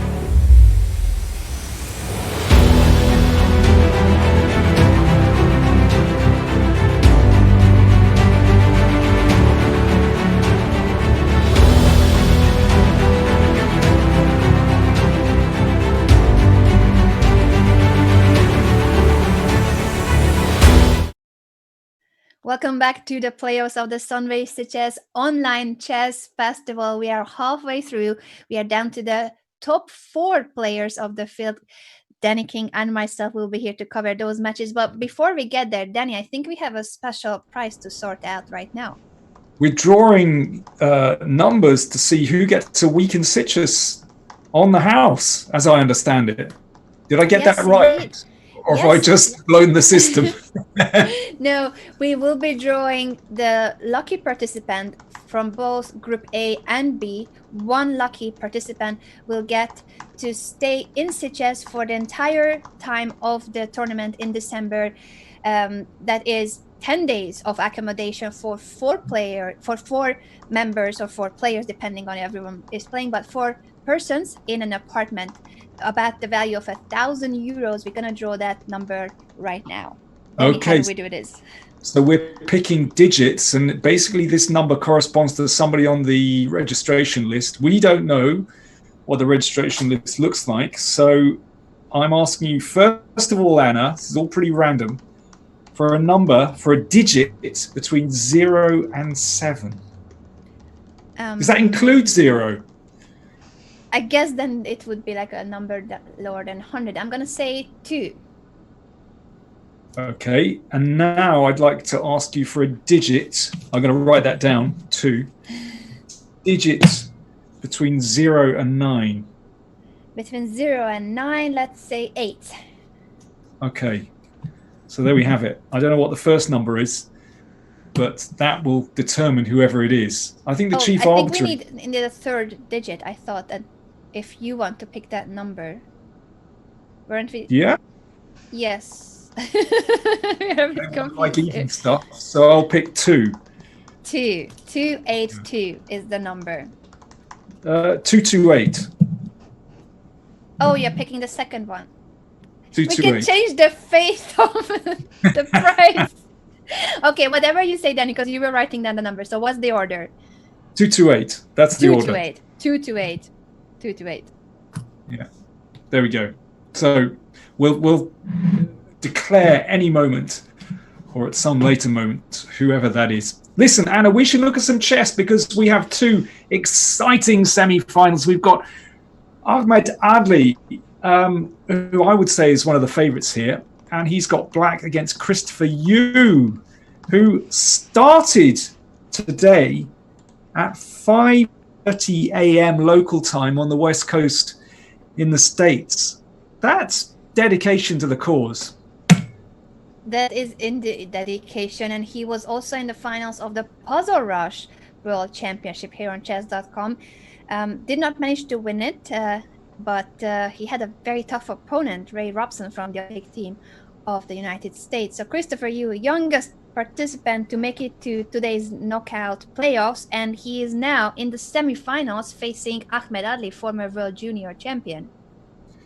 Yeah, and Ahmed Adli, he plays, as we've mentioned, he has his set openings where has so much expertise. So he loves to play the Caro-Kann. And we've got this advanced variation, which is currently very, very trendy. White, at least at the top level, doing very well with the advance at the moment. Mm-hmm. Yes, I do like this. As you know, I'm a big fan of space advantage. But it's a solid system in the Caro-Kann for black, and Ahmed Adli has been doing very well so far in today's playoff. He won the previous match 2-0, very convincing. He struggled a little bit at the start against Jesper Thibault, so ups and downs, but the previous match in the quarterfinals was very convincing, while Christopher Yu had to win his Armageddon against Kirill Shevchenko. Now that's an interesting decision from Yu, because what he's doing is, I think he just wants to go for control over the c-file, and black might. So I'm thinking queen takes c3 exactly, and if the queens are exchanged, then it's going to be very difficult for. Oh, he's done it. I was going to say it's difficult for black to prevent that rook coming into c7, because that bishop does a great job on g5, which basically means maybe you've got to play f6 now. Mm-hmm. I think you f6 have to play I do f6. like, because we need to challenge the center, so Adli does listen to you and plays f6. There you go. No, they can't hear us. There's obviously a delay, and they would only be distracted if they were trying to listen to our commentary. Well, going off their heads if they listen to us. But anyway, yeah. Now, what do you do with black? You could go king d8 and rook c8, or do you allow the rook in? Okay, he's allowed the rook in. So sorry, interrupt, Mr. Daniel and Anna. We All already have the winner. The winner of this prize was Joseph Levitan from South Africa. Oh, wow! Congratulations to the player from South Africa winning the accommodation for the entire time of the Sunway Sitges Chess Festival in December, the one that will be hosted over the board as the classical tournament it is usually.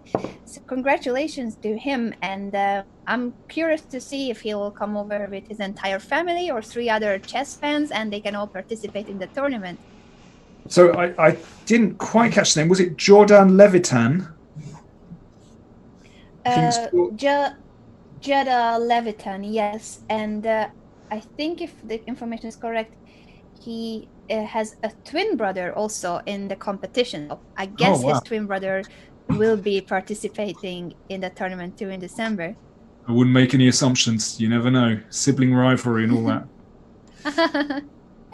And on that note, I also would like to thank Nicolas Stoysen for the bits, and need to mention that all the donations and support from today's stream is going for charity.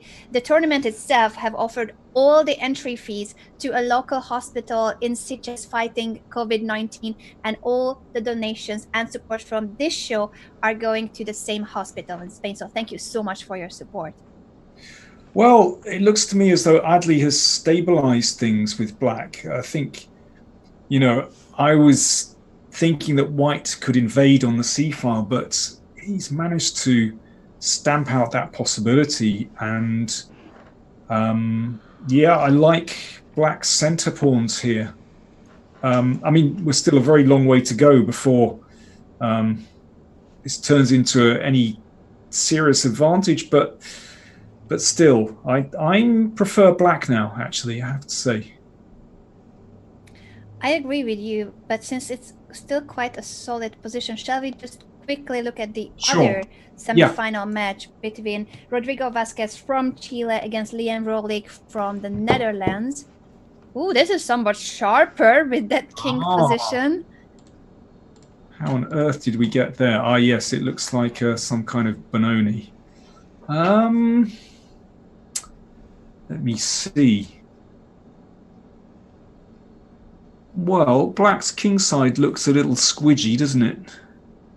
Mm-hmm. Am I getting too technical? No, I think you're fine, Mr. King. What do you think is going to happen after queen g3 with the pawn on g6 hanging? Is black tempted to go back to h7 and see if there could be a repetition? The king was on h7, got a check, now king g8, queen g3. Oh, yeah, they are repeating moves. I think black would be very pleased to repeat this position, actually. Oh, draw. There we are. Yeah. That was surprising. I also thought that white was trying to push for a win here. Yeah.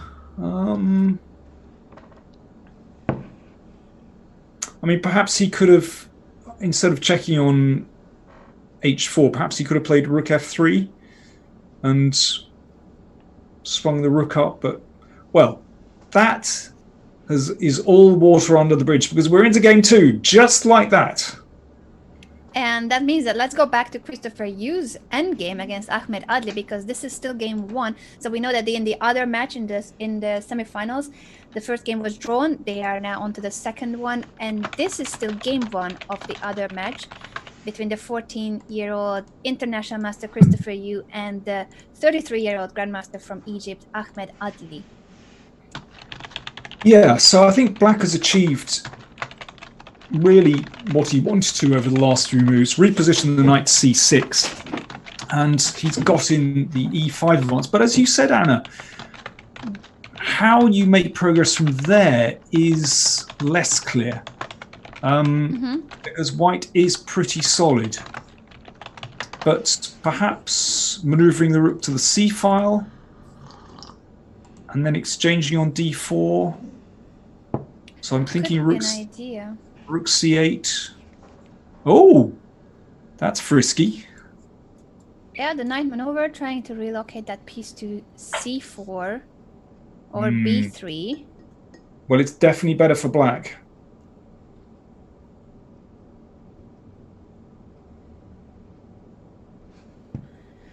Yeah, there's quite some pressure on Christopher, and also time-wise, there's quite some pressure. 58 seconds left for Christopher. There's a 3-second increment in the Blitz game, so they play one game with each color. 5 minutes plus 3 seconds is the time control, and if it's a tie after the 2 games, then we get to see an Armageddon. King f5, stepping out of the e file. No, I wonder. Oh, I was going to say rook c2 just to activate the rook, but fair enough. It's all happened very quickly. Knight b3 or knight c6. There's bit of pressure on e5. Yeah, black still hasn't made that big break. So, okay. After bishop c3, then we can take on d4. All right, so that's progress for black. That's definite progress. Yes, that's definitely something that black wants, and now with the knight on c5, the pawn is hanging, knight d3 is always a possibility too. King to g2. Well, I think it's looking very good for black. Can you just take on a4? I'm greedy. I would definitely take it free stop, but it seems that there could have been some tactical idea behind it. Adley plays rook e8 and d4. He says, I'm gonna go for that pass pawn, more important than taking a pawn on a4.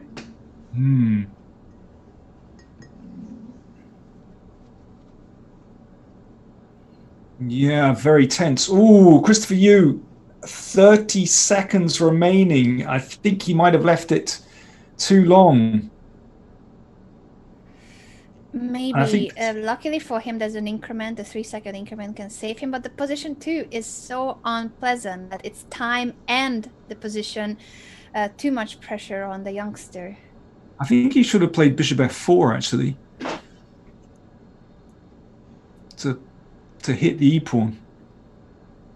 Then d3, maybe d3. Yeah, well, anyway.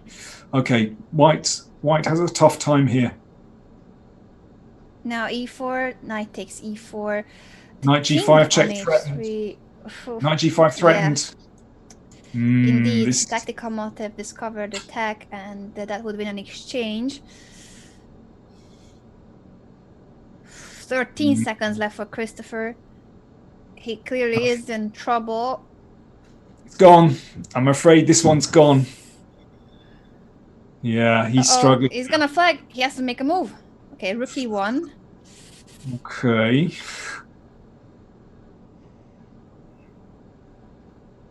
So equal material for now, but the h4 pawn is likely to fall. The bishop is untouchable because of the pin, but now rook e6, king to g2. Black can give a check and then take the bishop, or if check, bishop g5. So first, king takes h4. Yeah, well, now that the pawn's gone, this really is the end, I think. The end for white. Yeah, looks like another good game by Adley. Oh, that d-pawn is dropping. Oh, hang on. That was very unfortunate. Very unfortunate. Not so clear, but Adley does have a minute remaining. So suddenly, Christopher Yu is back in the game. Has he got enough time? Anna, can you survive with just 7 seconds? Let's have a look. Now, without the d-pawn, I do think he has really good chances, and I don't doubt his internet skills with the 3-second increment. I think he can do it. 8 seconds. That would be a miracle because of the position he had and no time at all. It was completely winning for black, it seemed. now.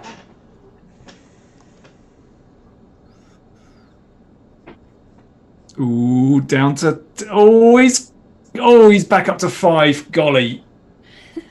And that knight, can Adley get that knight back in?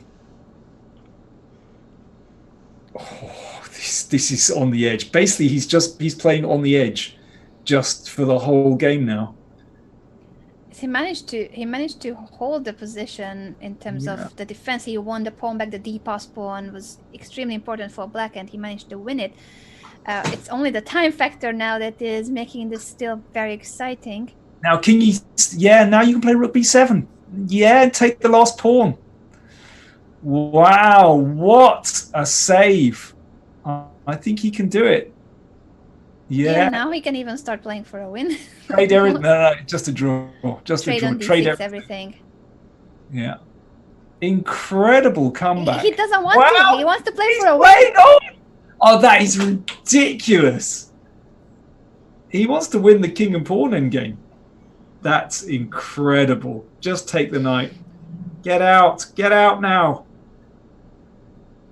Oh, he's playing for Zugzwang. Oh, this is amazing. If he manages to tip this one. Okay, that's a wise move. Okay, now... Adley was shaking his head, obviously. He had a very good, if not completely winning position earlier, and now he has to hold this. Yeah. Okay. I imagine there's going to be a draw offer. Okay, there we are. That will do. Oh, fantastic. Incredible comeback by Christopher, and that Brilliant. was quite an escape. But the other match is on game 2, so we got a run 2. Rodrigo Vázquez versus Liam Rolik. They drew their first game, and now this is game 2 in the semi-finals. Okay, let me tune into this one. Oh, and black has the 2 bishops. That's the first thing I note. And the lovely knight on f4. And that is the bishop on b6 is very influential. And now bishop c4. Isn't this just winning for black? Bishop c4, there you go. Wins an exchange. Game over, no? Must I think be. so. Material-wise, definitely. What's the clock situation? Oh, white has no time. Okay. He's being done over. So the Grandmaster from Chile with the white pieces here is under huge time pressure, and position-wise too, it has to be a lost position. Now material-wise, bishop takes f1, exchange up for black, and also the pieces of black are way more active. I love the knight on f4. The pressure over the white king side. This is a beautiful position for Liam Rolik, who is still over 3 minutes on the clock. Yeah, okay, that's the sound move. He's gonna hoover. Queen d2 is coming. Yeah, the knight can hop round. Queen d2, is he gonna play that? No rush. Yeah, the b pawn was on. Black can basically do this how he wants. That's a good move. 26 seconds left for Rodrigo, but that's not the biggest of problems. The position is more problematic. Well, I think we're going to see that he's going to lose this. It's going to take a little bit more time, but should we go to the second game of Adley and you? Sure, I was going to suggest that too. So Liam Rolik likely to win the second game, and with that qualify to the finals of the Sunway Sitges online chess festival. Who will be his opponent in the finals is depending on this match between Adley and you. First game drawn, and Adley has given up his trademark light squared bishop. Wow. Was that we don't get to see that often, that he would give up that bishop. No. It kind of, yeah, he didn't, in the end, he didn't fianchetto that bishop. It came out via h3. This is very unusual. Isn't this just better for black? Or am I just deeply prejudiced about the bishops? I like it for black, and also black is ahead in development, so I think it's a pair of bishops being ahead in development. He can try to go for a queenside push with a4, or just simply bring the rook to e8. Makes perfect sense with those two minor pieces on e3 and e2. Rook e8. That's a nice move. I guess it depends if white can play knight to d4 and snap off that bishop, then it might be. I mean, this is just my first instinct. Oh yeah, got the bishops.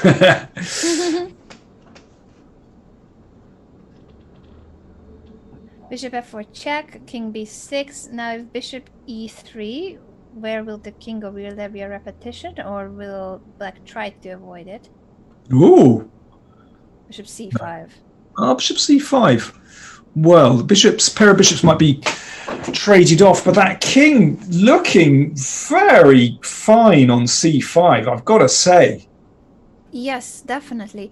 I just quickly want to go back to the other game, as it's down to the final seconds, and we are also being told that white missed earlier a big chance on move 34. Apparently white had knight f6 check. Thank you, Chess Vibes, in the chat. That could have saved white. Knight f6 check, winning the not winning the queen. What? I'm missing on the details, but it didn't happen. No, I just see it now. Absolutely. Yeah, knight f6 followed by rook takes d8 and queen takes c1 would have done the job. No way out. Okay, I was looking at the wrong position. Knight f6 would have turned the tables. I was looking at the position in the wrong moment. This wins the queen and would have won the game. So even though Leon Rollick played extremely well this game, there was one moment where Rodrigo Vasquez had a chance to turn the tables and turn the fate of the finals. But now Leon Rollick is in the finals, and his opponent is going to be either Christopher Yu or Ahmed Adli. So back to their game. Adli has stabilized things. Those bishops are exchanged. The king has been expelled from its strong position on c5. Well, and shout out to Peter for the information. Obviously, the account Chess.com belongs to Peter Doggers, with whom we've been working on this very same tournament in person in December. So the Sunway Sitges Chess Festival is held in December, and we were hosting it, Danny and myself, with Peter producing the show. Hopefully it's going to happen this December too. So you are all welcome to participate in the over the board tournament in December. Hi, Peter. Let me see. Time to trade some rooks. Oh no, he didn't. Just knight c1. Yeah, black's rooks look healthy. Nice bishop on c6. Well, I'd still say it's about equal at the moment, basically. It does look equal. At time situation wise, Christopher is up on the clock and keeps playing fast. Yeah. Okay, that king can be checked back. So it's no big deal. Who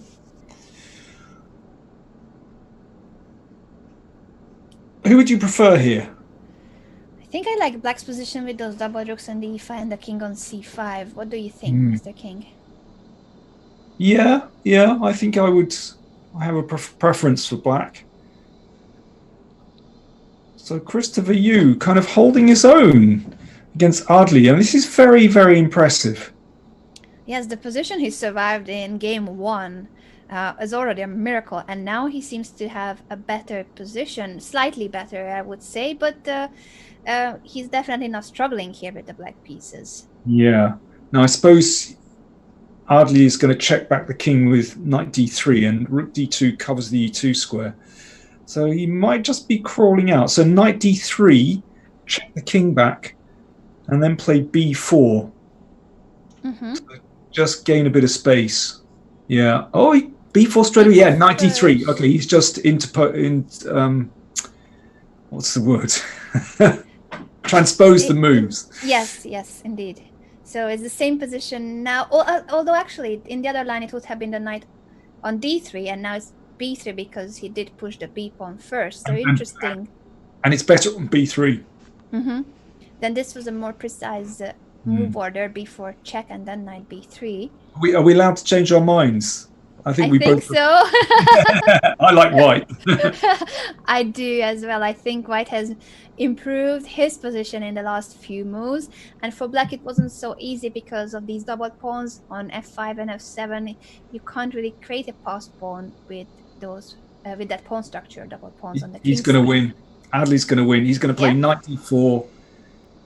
Knight d4 hits the pawn on f5. He's going to play c5. The king's got to go back. Basically, white is rolling now. He's good. I'll tell you what, he's good. Yeah, although in the first game it was Christopher who has done a miracle escape. Now, can he do it twice? The position is actually not as bad as what he survived in game 1. It's pretty bad. It's pretty bad. I think probably heading for a poor rook and pawn endgame might be the best that black has. Bishop f3, but I don't think much of it. Rook to d7 to pin the knight for now.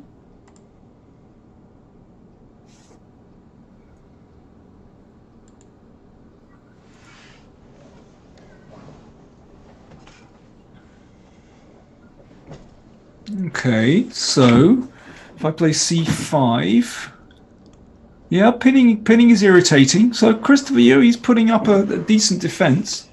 I mean, we can double on the d file, then black could double. c5 check. Now, okay. Now there's only one square for the bishop, and if bishop takes b5, knight takes b5 is check, so the pin does not matter. Yeah, this looks good, doesn't it? Mm-hmm. Definitely.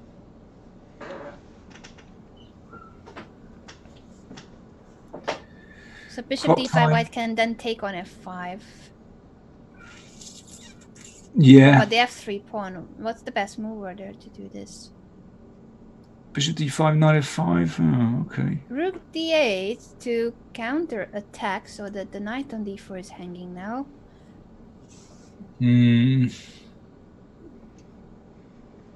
Okay, and if king e3, then you check the king away again. That's a little bit irritating for white. And if rook d3, bishop takes f3. Okay, this is a really tricky move. I'll tell you what, he's sharp. He's really sharp. Ooh, have we got a big trick coming?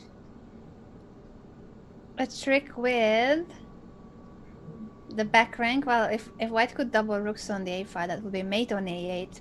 But do we have time for it? No, we don't. Well, he can take on c6 with check now. Yes, and afterwards? Exchange rooks. And just play this rook endgame. Yeah. The better king, protected pass pawn on b6, active pieces.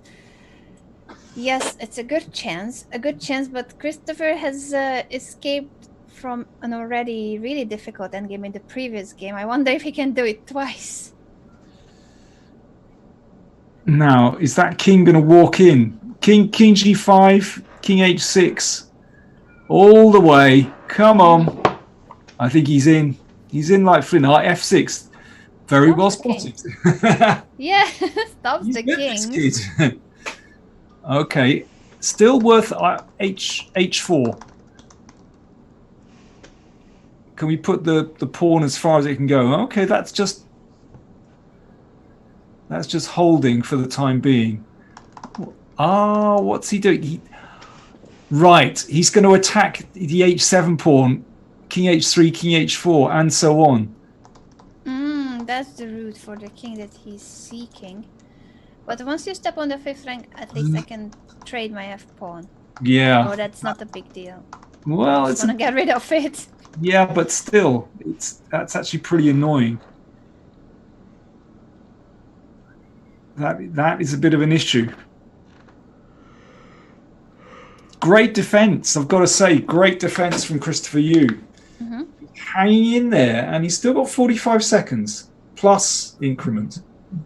Very true. And guys, a reminder that this is about who makes it to the final of the Sunway Sitges online chess festival. So we have already one of the players, Liam Rolik. He won his semifinals against Rodrigo Vasquez, and this match will decide the other player to compete for the €1,500 first prize. Here we go. So this is kind of as we anticipated. So King H6. Now exchange on G3, I guess. And I think pawn takes, otherwise rook takes B, rook C5. Do you play rook if rook E7, then I think we can start activating White's rook. Yeah, rook E7 seems really passive. I think Christopher is trying to find something that would give him a better, more active choice. But does he have a choice here? No, he goes back to E7. Maybe he just wants to play after rook F3, rook E5. So rook C4 instead, and now rook E3. He's just trying to grab any possible option to activate his rook, trade it for the G3 pawn, trade the H7 pawn. Oh, there's interesting possibilities up the other end. White might invade with the rook. Rook A4, rook A7, and rook C7. But anyway, let's see. Oh, Christopher Yu down to 5 seconds. This looks desperate. And the position, as you mentioned, rook A4 would be a huge threat. Rook A7, will then the king drop back to B8? Is that the defense? Looks very passive. I think just rook F4. Oh, rook, that's good as well. That's good. Well, my thought was that if the rook goes back to E7, actually, that's more active. Mm-hmm. I thought, sorry, after I was thinking White should play rook F4.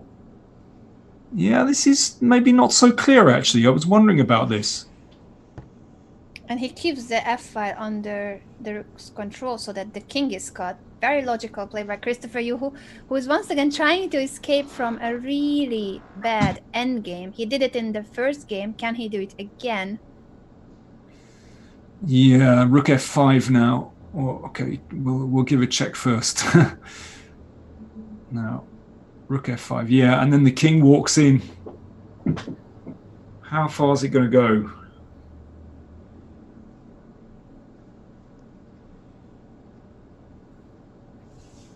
All the way to D6, but then you can start giving checks or checks now. Yeah, he's got to play rook E5 first, but I'm not quite sure how White is going to make progress, actually.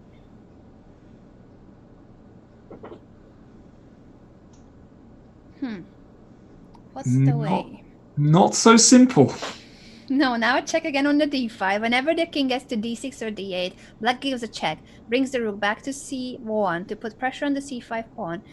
And how can White make further progress? I think it's a draw. I think it's just a draw. I think his best try is to bring the king back to protect D4 and then activate the rook. Mm-hmm. So I think he's got to play, basically bring the king. Oh, tricky! That's beautiful. Rook takes C5. Draw. Oh, king because king takes B6 protects the rook. Draw. Adli missed it. Adli missed that. His trick didn't work. What a save! This is incredible. Christopher Yu, for the second time, escapes from an inferior endgame. And that will mean that these two are going into an Armageddon to decide the fate of the finals. Who will get to the final match? Wow. Congrats to Christopher Yu. What a save. What a save. Incredible. Twice now. Twice. Yeah, he did it. He did it 2 times. That should give him a huge psychological edge, but Adley, on the other hand, was better in the games. From the camera, I think it's obvious to see that it's Christopher who is extremely happy about what happened in the first two games. So the first two games were blitzed, 5 minutes plus 3 seconds, but now because it's still 1-1, we're gonna get to see an Armageddon. There is a drawing right now. Which player will get to choose the color? White starts with 6 minutes. Black has 5 minutes, but Black will advance to the finals in case of a draw. So draw odds for Christopher. It seems that Christopher gets the black pieces. Okay, we're back to G3. Here we are. It's the Ardley special. Bishop.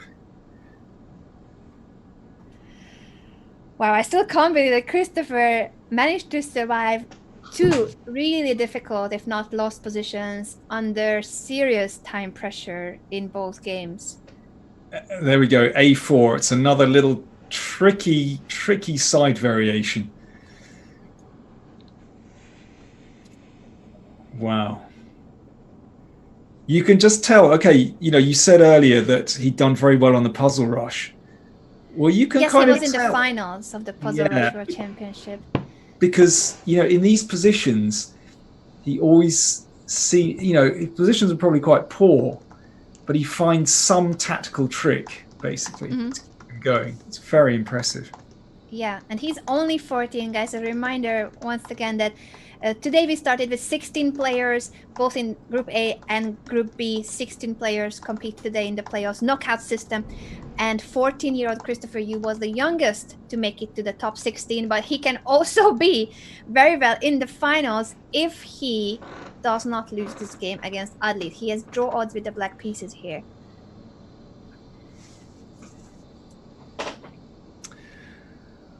Well, that's a square on B4. That's a decent knight. It's a good start. I do like the knight on B4. Rook to C1. Still a minute time advantage for white. Yes, I guess it's important that if you choose white in an Armageddon, and you try to keep your time advantage as long as possible.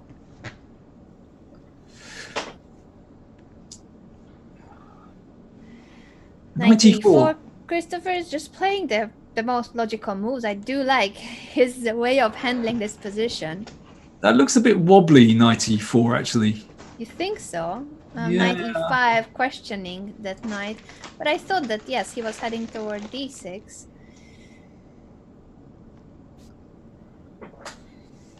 Now, let me see. I think we need to position white's queen. So, okay, he's takes on b4. Yeah, e3. That's right. Super solid. And then the queen is free to move, maybe e2, maybe d2. Well, probably e2, because we want to stay out of the pins on the d file. It's Great question by Peter about Christopher. Well, actually, just a comment.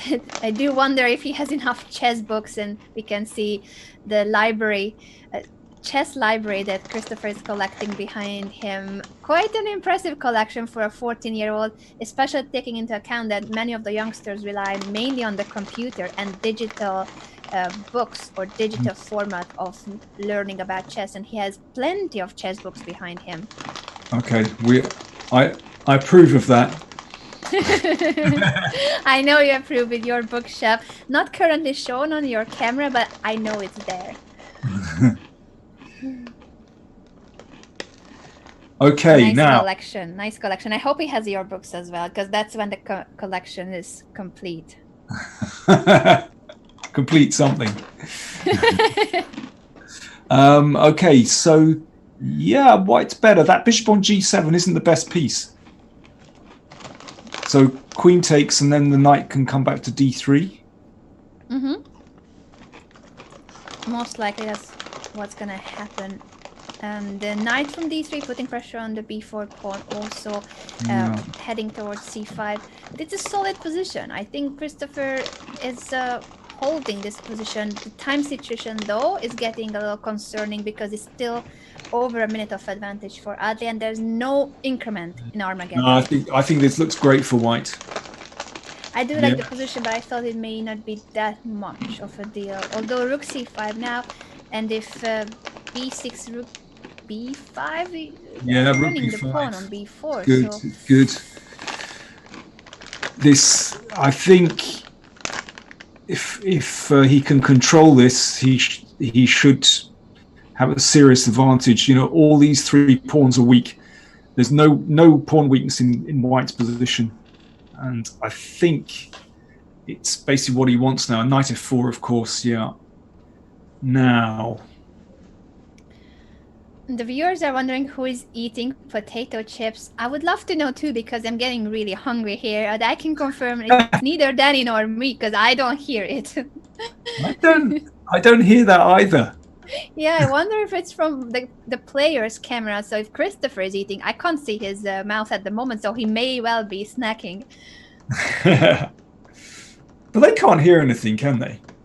They can't hear us, but I think we do have video and a voice call with them, so we may be able to hear them. Right, okay. So, got to play queen takes, and then white's just a pawn up. So, I mean, if bishop takes, then rook d5 wins a piece. So, queen takes.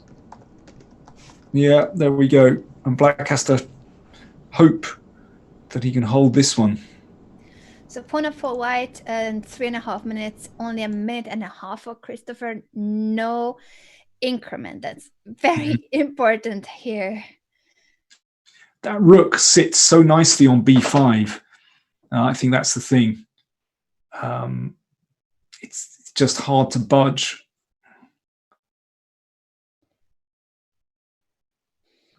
Where will the rook go? Rook to b6, rook c4, a couple of tempting options for white. And once again, this time advantage without increment is another decisive factor. So extra pawn, a minute and a half of time advantage, looking great for Adley. Okay, so thing is, with the rook on c4, then black has the possibility to play b5 to liquidate. So I'm slightly surprised about that, actually. I see a couple of comments B5. in the chat about the endgame skills of you, and he did hold inferior endgames earlier, if not completely lost positions. So on that note, it could be actually a good practical chance. Oh, but now after rook c5, bishop hanging, the b5 pawn is hanging. True, but I still think that getting in b5 was basically black's only practical chance.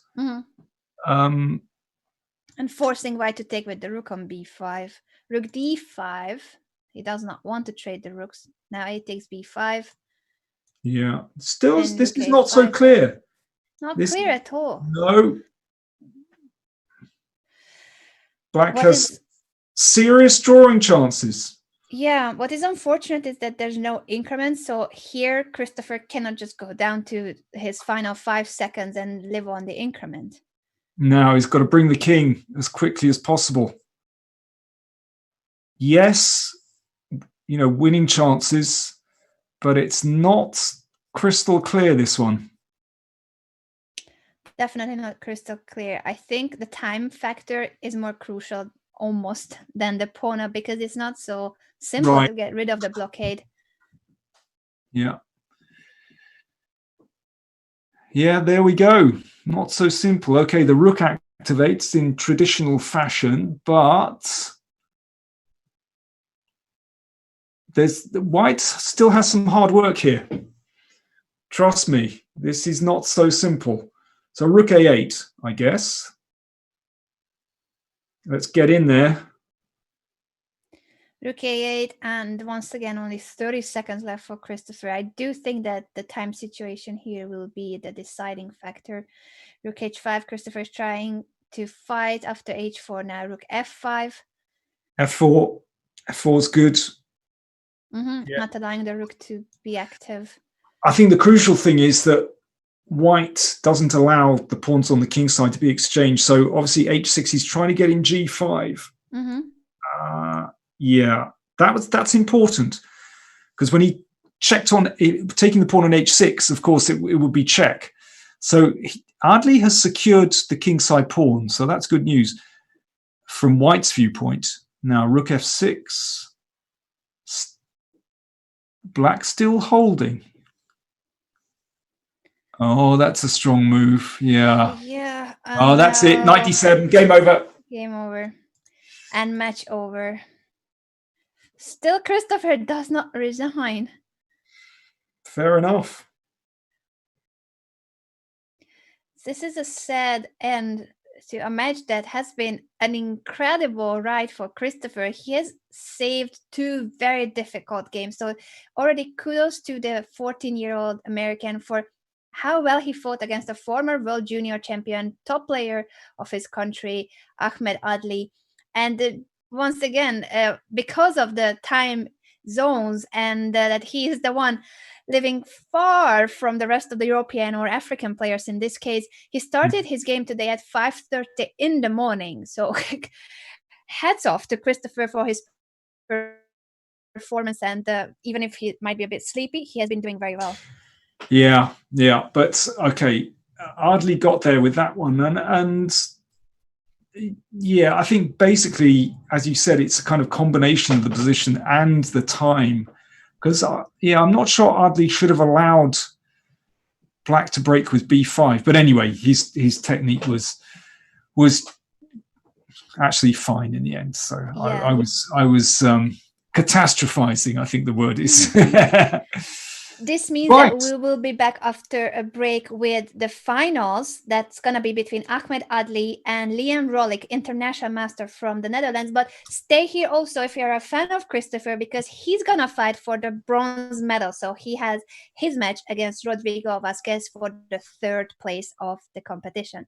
After a short break, we will be back with the final matches.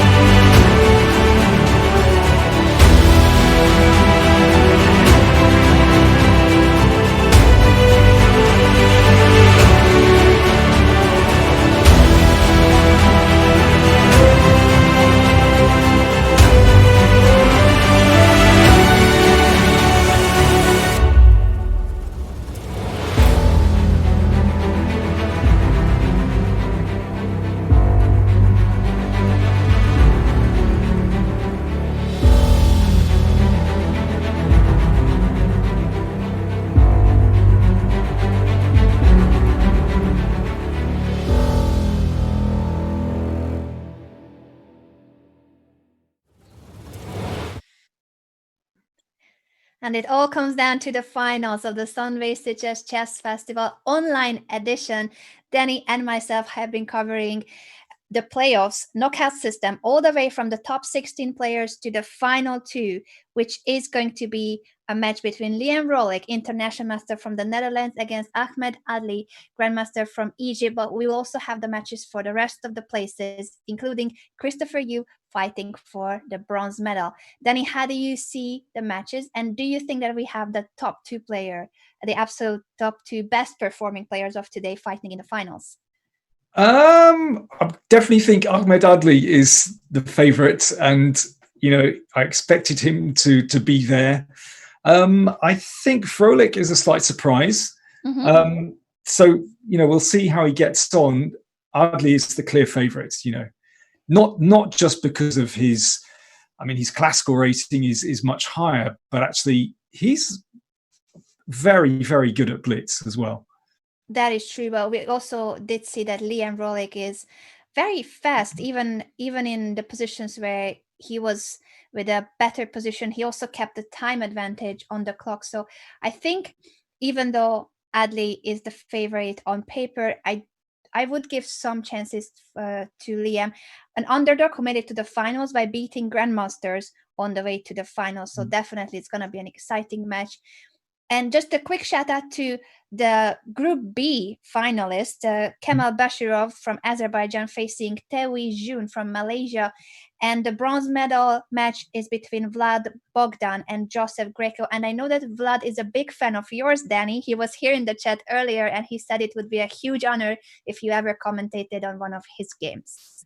Well, fantastic. It may happen one day, but today we were focusing on Group A. But we are, of course, excited to know who will win that final match between Kemal Bashirov and Tewi Jun. Okay, and I'm looking forward to the third place playoff as well between Blázquez and Yu. Christopher Yu, he's been, I was going to say the sensation, but of the tournament so far, but actually, as has been pointed out, he's had some notable successes online, and so maybe we shouldn't have been so surprised, but still, it's a big achievement, and we can see how talented he is with his tactical ability is really something else. And how he never gave up. He had really desperate positions against Adli. He saved two very bad endgames, if not lost positions. Yep. So, game one. Adli with the white pieces going for the very surprising Fianchetto setup. Mainline Catalan. Oh, this sharp stuff with b5. Frolik, he's young and talented and hardworking and knows his theory. So b5 is, that's caught Adli a little bit. Now, yeah, of course, I remember there was this famous game between Dingley Ren and Magnus Carlsen with this variation, if I'm not mistaken, where Carlsen hit him with, some very good preparation and won an absolutely superb endgame. I hope I'm not mixing my variations. No, I do think I know which game you mean. This is a very theoretical line. The 18-year-old international master from the Netherlands here with the black pieces seems to be ready for that opening test. He plays quickly this variation 97. He still is in his preparation. Well, that knight on b1 better come out. It should, and doesn't have many squares to go to. I guess there's only one square. Oh, no, apparently not. Not yet. And those of you asking about Christopher Yu, he lost his match against Ahmed Adli, so he did not qualify to the finals, but he is playing for the bronze medal currently in this very moment against Rodrigo Vázquez, grandmaster from Chile. So we will catch up with that game too once we have a conclusion on this one for the first place. So he wants to get some control over the squares on the C file. That's a very ambitious move before he develops the queen side. well, I think you should start by taking on g2. Makes sense since the bishop is hanging and black doesn't really have a good way of protecting it now. So trades on e5. Will we see a queen traded with queen d5 check, or will the knight jump away simply? I was wondering. I think that the ending is probably quite pleasant for white. Yeah, I think it's better to do that. Keeping the queens on the board is what Vrolik decides for as well. There can be a trade now on e7, but that seems to be a solid setup. As the c7 pawn is a backward pawn, and the c5 can be used for white to attack it. But for now, the d5 knight is doing a good job in the center. I'm just scared that it can be chased away at any point with e4. Yeah, but e4 kind of creates the weaknesses down the d file on d4 and d3, so it's not so simple. Yeah, it's not without a price to chase that knight away. Yeah, exactly. So I don't know. Now, does the white knight go to b3 or e4? Can I have two knights, please? or maybe you keep your options open. Or c4 might go to c4. Oh, now there's a threat to play knight e3. So now it's decision time. All right, it went to e4. I do like that square, and heading towards c5 possibly. Pleasant position for Adley, and he also has a bit more time. Yeah. Why not? Why not trade? Yeah, the endgame is looking fine for white, but avoiding the queen trade too is not so easy for black. He would have to play queen e7. So queen takes c6, rook takes c6. Quite some pressure on the queen side. On the c7 and a5 pawns, that's what white will be trying to target. I think, it's interesting that Vrolik, obviously under some positional pressure here, but he's moving still pretty quickly. He's not unduly concerned. Other players were kind of worried that their position's poor. He's just making moves, Very true. He has been keeping up with the speed in every single game. I think that's one of the key factors that got him into the finals, that even whether the position is better or worse, he keeps playing at about the same speed. Now b3. Okay. Yeah, that's all right. It's going to say it allows the knight sometimes perhaps to hop into c3, but of course that's covered at the moment, and it's not the end of the world. So h6 to control the g5 square. That is a useful move, but it's not going to be easy for black to keep making useful moves. The rook on a7 is stuck. The other is not doing much either now on d7. Split rooks, as Danny would say. Oh, black's game is in its last throws. No, it's still not that bad. I mean, but obviously white stands better, but when I say not that bad, white, it's not easy to see how white is going to make progress. I mean, there are various to try, but maybe he's just going to play very simply rook b5, rook c5, and take on a5. Could be that simple.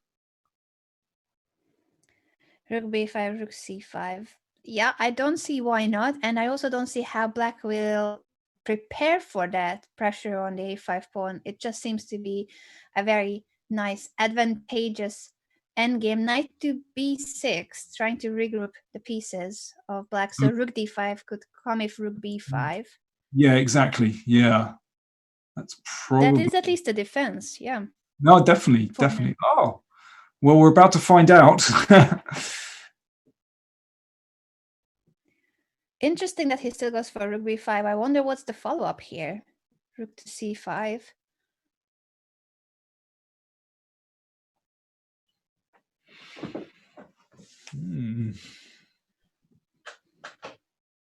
So the pawn is protected on a5, and if rook takes d5, black can decide to take back even with the pawn if he wants to chase that knight away, or simply come back with the knight. Black's Still position no, is very passive. yeah, but still no immediate breakthrough. You know, Yeah, that's the thing. It's passive, but so far he's holding on to everything. and clock times. Ardley is down on time. You know, it's interesting. So Froelich, again, he's not kind of dwelling in this, in his own misery, thinking, "Oh, I've got a bad position." He's still just making moves. So it's very practical. Okay, now I'm understanding how he got to the final. It's important. Speed is important. These are blitz games with a time control of 5 minutes plus 3-second increment, and Rolik seems to be having either a time advantage or at least the same amount of time as his opponents. Yeah, I mean, that knight could hop in via d5 to c3. Mm-hmm. Or trade off on d7. Okay, he's done that one. Yeah, probably sensible. Same for a rook endgame where he could finally try to activate the rook in the right moment. If the knight retreats, c6 wins the rook, by the way. Oh, that's Tricky. beautiful. I'm just going to draw an arrow if the knight moves away c6. There's nowhere to go. Well, I tell you what, this is impressive defense. Because if White's rook goes to the end of the board and swings to the king side, Black has c5, c4 very, very quickly. Mm-hmm. And that is serious counterplay. Oh, this is tricky. I'm just going to draw your c5, c4 push in the right moment. Obviously, we cannot do it right now. That's why he had to do that. He had to stop it. He had to keep an eye on c5.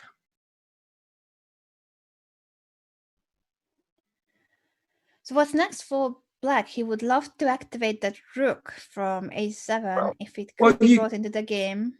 Yeah, rook I mean, a6, rook c6. Exactly. C6 now, king c7 to b6. Mm-hmm. Then you free your rook. Very Who's true. Better? Who's better?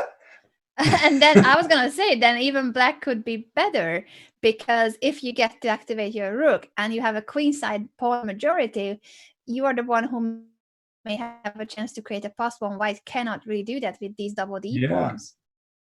Now you can play h5 and rook g4. That's unpleasant if there will be pressure on the king side, not only on the queen side. I'm surprised that Ardley didn't play h5 first, because maybe that's what Black does now. Yes, that move there would have made a lot of sense.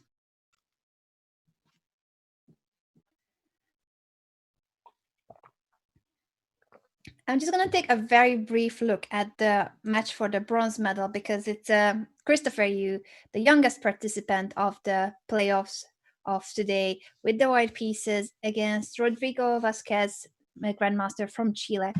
And the position is a piece down for Christopher, but he's got a couple of pawns for it, although now the e3 pawn will be falling and the e4 pawn as well. May not be the best of endgames for White. Well, I don't know. This is actually rather tricky. Are we going to see another comeback? Could be, though, because of the queenside pawns of White. They are all passed pawns. Bishop d7 is serious. c2 is dropping. Oh, yeah. I guess it's worse for White to drop c2 and not just the e3 pawn. Okay, should be when bishop e6 is super solid. Yeah. Okay, but back to then our top clash. But we have seen Christopher making comebacks from really difficult positions. So who knows? Rook d4 now here in Ardley's endgame. So this rook endgame where Black gets to activate his king. Now, interesting. Ardley has put his rook on the d file, so that basically prevents Black from activating his own rook on the d file. So he's managed to keep control here, but it's tricky, because whenever that rook moves away from the d file, if Black ever gets a moment, then the rook will be in, and that pawn on b4 is actually very annoying if that pawn on b3 drops. tricky, still very tricky, actually. And now they're both under a minute. Wow. Only 23 seconds for Rolik. We have been seeing how he always kept his time balanced, but now he's somewhat lower. He's down to only 21 seconds versus 52 seconds for Adli. Now Adli should hold it. He should advance his pawns. Maybe f4. Okay, he's just nice and steady. He can go f4 on the next turn. Yes, the activity between the rooks is a key factor in rook endgames, and white's rook is way more active than the black rook. Yeah. Maybe he wants to play king back. No, c5. No, it's not good. f4 will be my recommendation. Just squeeze. Oh, okay, he's taking his time. The king on c4 is lovely. Now f6 to try to get counterplay. If e takes f6, rook f7. Wow, still not so clear. Yeah, very resourceful play by Rolik. Yeah, not joking. Now rook e8 takes rook h. Okay, h8, that going one for the h pawn, and then rook the f7 e5 and a5 pawns. Rook f7, yeah. But the a5 pawn drops with a check, and the b4 pawn as well will then be collected. Okay, it's winning. Yeah, that's decisive. Adli's got it. You're right. Yeah. End of story. Should be end of story. we always say end of story, then something dramatic happens. Yeah, the pawn is still on the board, the b4 pawn. I thought he was going to take it earlier, but he brought the rook back to e4 to protect both of his pawns, and now he wants to take on b4, and so he does. Game over. This has to be winning. I think that was the key pawn to get. That was the key pawn to get because, you know, there's always a chance for counterplay with the pawn to b4. Yeah. Very true. Adli wins the first game in the finals. There's going to be a second one, but now the bronze medal match, we're gonna tune into this endgame again. So Christopher has won the piece back with his queenside post pawns, but it's now a 2-pawn down rook endgame. Oh, careful. Black has to be a little bit careful. It could be mate almost. Yeah, almost. I was trying to trick myself. We go g5, rook h1, rook h4. And then the rook goes back. Yeah. Wow. What's that? Oh, it could still be mate. Rook h. Oh, that was check. Yeah, I was thinking the same. Why is he not taking on g6 or giving check on h1? Apologies. Okay. I got all excited. That was a momentary glitch in our brains. Yeah. Now with the pawn marching. Yeah, white's king's cut.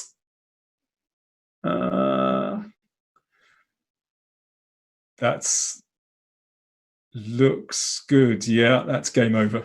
Okay. Yeah, once the rook is there, king f5. That's that. And we have the camera view of the Chilean Grandmaster Rodrigo Vázquez. He seems to be very comfy with that pillow behind his neck. I wonder if he's playing from his bed or he's just sitting on a couch and simply needs a bit of head support, but seems very cozy. I envy that we are not that cozy when we do commentary. This has to be a winning endgame. Christopher is still trying to go for a few final tricks, if there is any. No. In a word, no. Oh, I like that he doesn't give out though. Oh, that's a good move. Winning king and pawn in game. We know this one. Very instructive. The way Rodrigo has converted this into a winning king and pawn in game. Oh, now careful. Now you got to go back. Stalemate option. Yeah, go back. King g3. Oh, tricky. What's he doing? Just He has to go king g3. King g3, king h3. He doesn't know his end games. King G3, King H3. Come on. Okay, He found it. No, he knows it. Maybe it was just trying to recall it, but this is the winning technique. Any other move would have been leading to stalemate. Very good fight by Christopher, considering the previous matches too, but he goes down in the first game for the bronze medal. There will be now a second game with reverse colors, and the other match has started too for the first place. So Liam Rolik in a must-win situation after having lost the first game of the finals against Adley. This is for 1,500 euros. That's the first prize. Right. So how did this start out? Oh, it's a Bogo Indian. Okay, but we've got obviously got a King's Indian type position on the board. Temperamentally, you like the space, don't you, Anna? I love the space, but I'm also getting a little scared when I see the F pawn being pushed and my king is on that side of the board. No, for now it's safe. I think it's safe, and I love the fact that the queen is so active on a7. Yeah, the queen looks great, doesn't it? Feels like, you know, White's made an important breakthrough on the other side of the board before Black's attack has really kind of got anywhere. True. What Black is trying to do is to undermine the center of White. Now the d5 pawn is vulnerable, but the b8 knight is still hanging. So trade and knight to d7. Okay, but fighting back, knight coming to f6.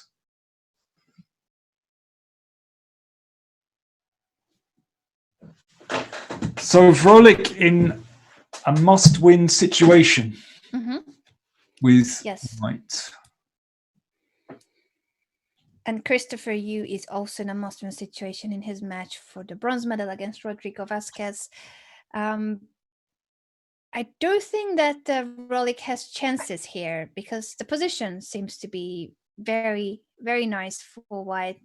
Space advantage, active pieces, some time advantage, not much, but at least it's really a balanced time management. Queen b6 to trade the queens and head toward an endgame where the d5 pawn could be the target for Black, but the rook is coming quickly to the open file, threatening rook c7.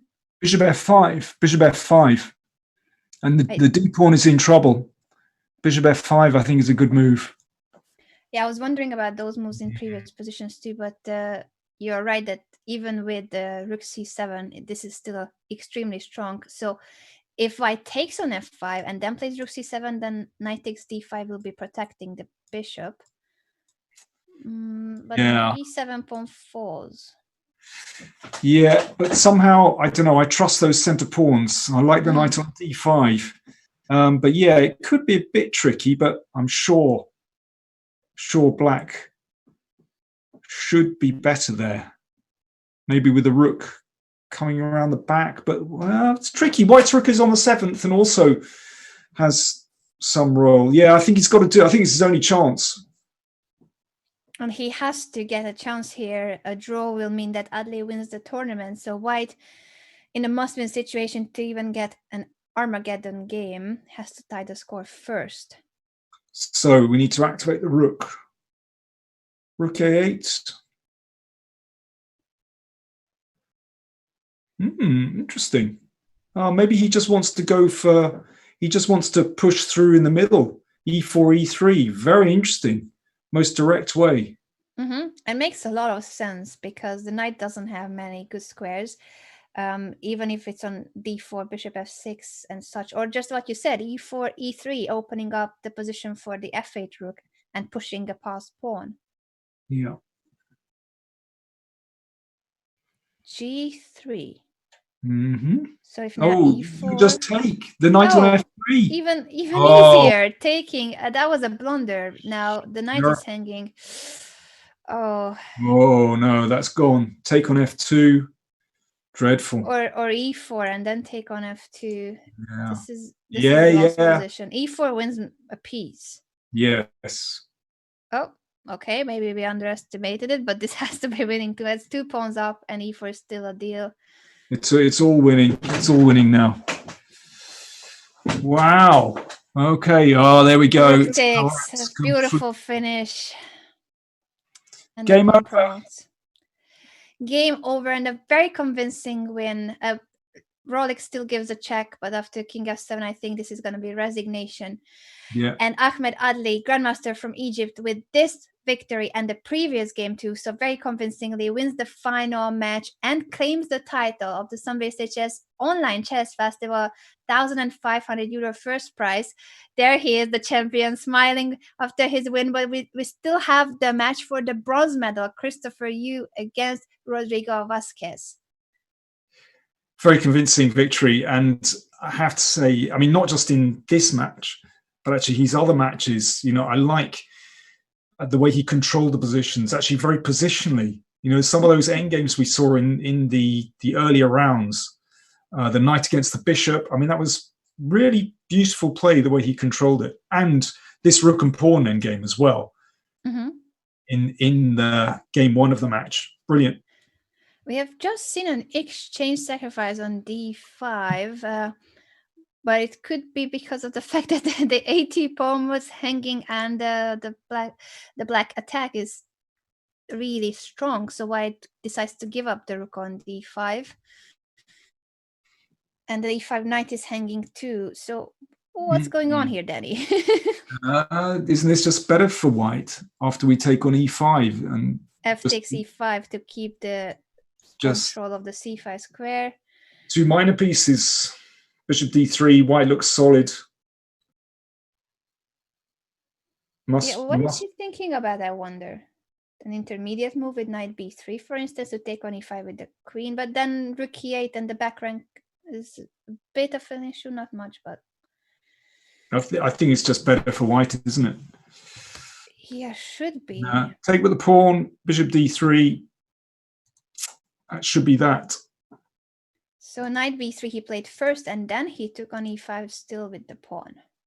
Okay, he's fishing with queen g5. Now we got some move which is nice and solid. Not noticeably.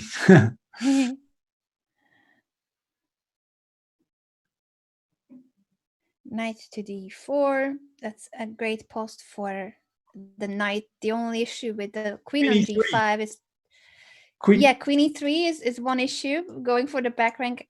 Yeah, actually, why not? Wait a second. Queen e3. The knight is hanging. We are threatening queen e1, so knight f3 has to be played.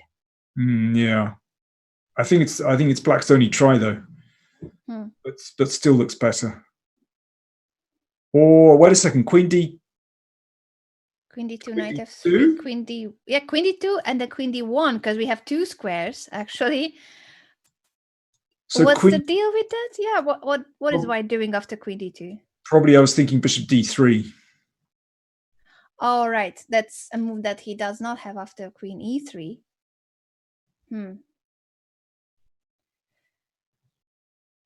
So queen d2, bishop d3 would have saved the position, and therefore Christopher goes for rook c8, now threatening ideas again with queen e3 or queen d2. At least until the queen is on g5, the f1 bishop is not developing because of queen takes g2. And we do have an Armageddon finish in the B group as well, we are being informed. So while we have, well, I said as well, we may have an Armageddon here if Christopher fights back, but we do have a champion in the A group without Armageddon, Ahmed Ali, winning both of his games in the final against Liam Rolik. 9-3, that's solid. Yeah, I think white can control this one. I think that's a good maneuver, and now this bishop can come out. You can even just snap off the pawn on a6 actually. Well, not now, obviously. Bishop c2 is on.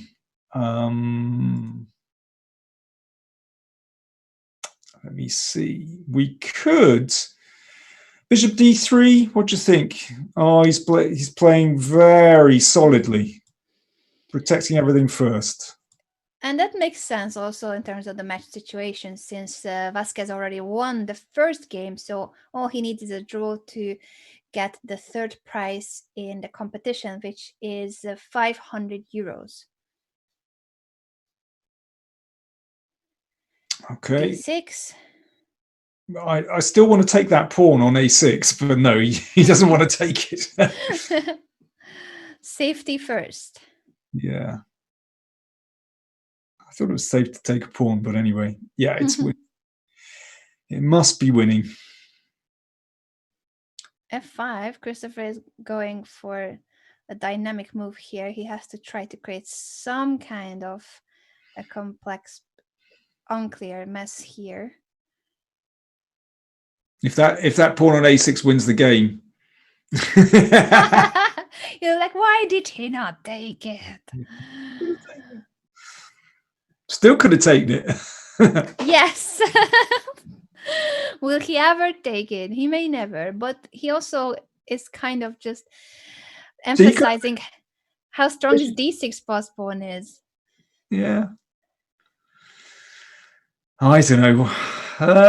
You can take it now. And threaten bishop b5. Bishop b5. Yeah. Will he take it? No, b3. Safety first. This guy. I understand his perspective. He won the first game, so he doesn't want any unnecessary risk in case the a file opens up for black's pieces. Okay, I mean, You're gonna take the pawn still, I know. No, he's basically playing very, very sensibly, very solidly. Yes, he's very in true. control. Yeah, so this is the match for the bronze medal between 14-year-old Christopher Yu and 51-year-old Chilean Grandmaster Rodrigo Vázquez. We already have a winner. That's Ahmed Adli, Grandmaster from Egypt, claiming the title very convincingly in the final match against Liam Rolik. So we are here to see whether Christopher can make a miraculous comeback that he has done in a few games, at least miraculous saves. He needs to win this game with the black pieces to get an Armageddon game.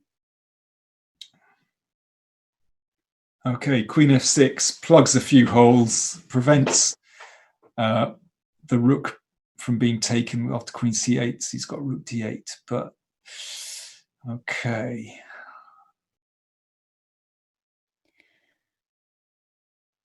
I'm just going to briefly check on the game between Kirill Shevchenko and Axel Bachmann.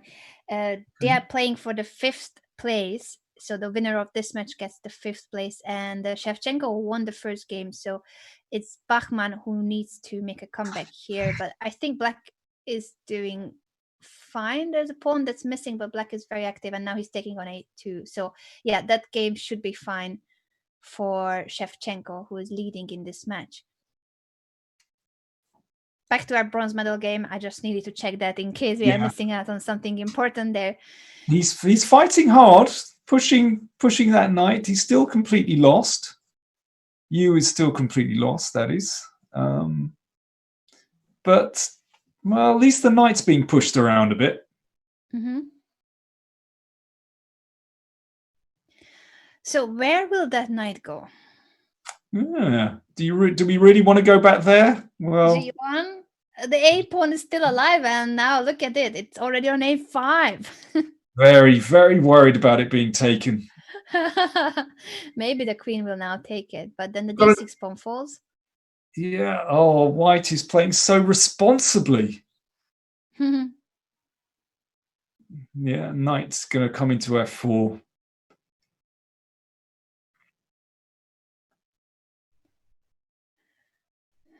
So Christopher is still trying. He's down to his final 25 seconds. There's a 3-second increment, which is great, obviously, but the position is still concerning for Christopher.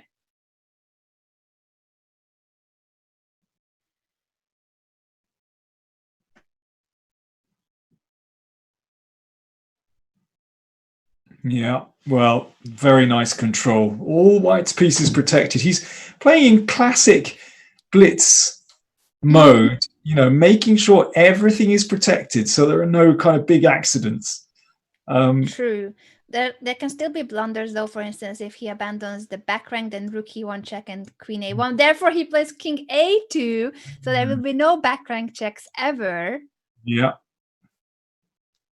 I think it's time Prophylaxis. I think it's time the A5 pawn went. I do. I really do. I think Even if it means, oh oh, tactics, knight g6 check, and that wins the rook on d8 that'll do. action. Yeah, Yeah. piece up, and the d pawn is marching in D7. completely winning position. Yeah. d7 now, threatening queen f4 check, and d8 queen. Christopher will resign, I believe. No, he still makes a move. Never gives up. Rook c3.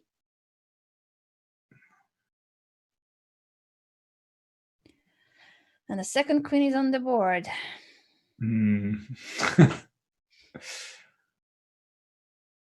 Unfortunately for Christopher, this is game and match over. He still makes one final move. I wonder what's the last trick he sees, or it's just that. Oh, he's going for a stalemate. But that's game over. Yeah. Got there. Yeah. Very good. Tournament for Christopher, but in the end, experience prevailed in these final matches that the 14-year-old American played. So congratulations to Rodrigo Vasquez from Chile taking the bronze medal. Christopher finishes in the 4th place. We've already said that the tournament winner is Ahmed Adli, beating Liam Rolik in this final match. Rolik is there for 2nd. And I'm going to check on Shevchenko. Shevchenko won his 2nd game too. So Kirill Shevchenko is 5th. Axel Bachmann 6th. And we do have the bracket on screen. So I don't even need to read out the other matches. I can't see that bracket. So I'm just so for the 7th place, Meharchin already won his match against Satarov. And that has been it, the top 8 places of Group A. And I'm going to wait on the confirmation of the Armageddon game that took place in Group B for the 1st place. Which player won it? So who can we congratulate as the winner of Group B, whether it's Kemal Bashirov or Tiwi Jun? So that was good fun, I have to say.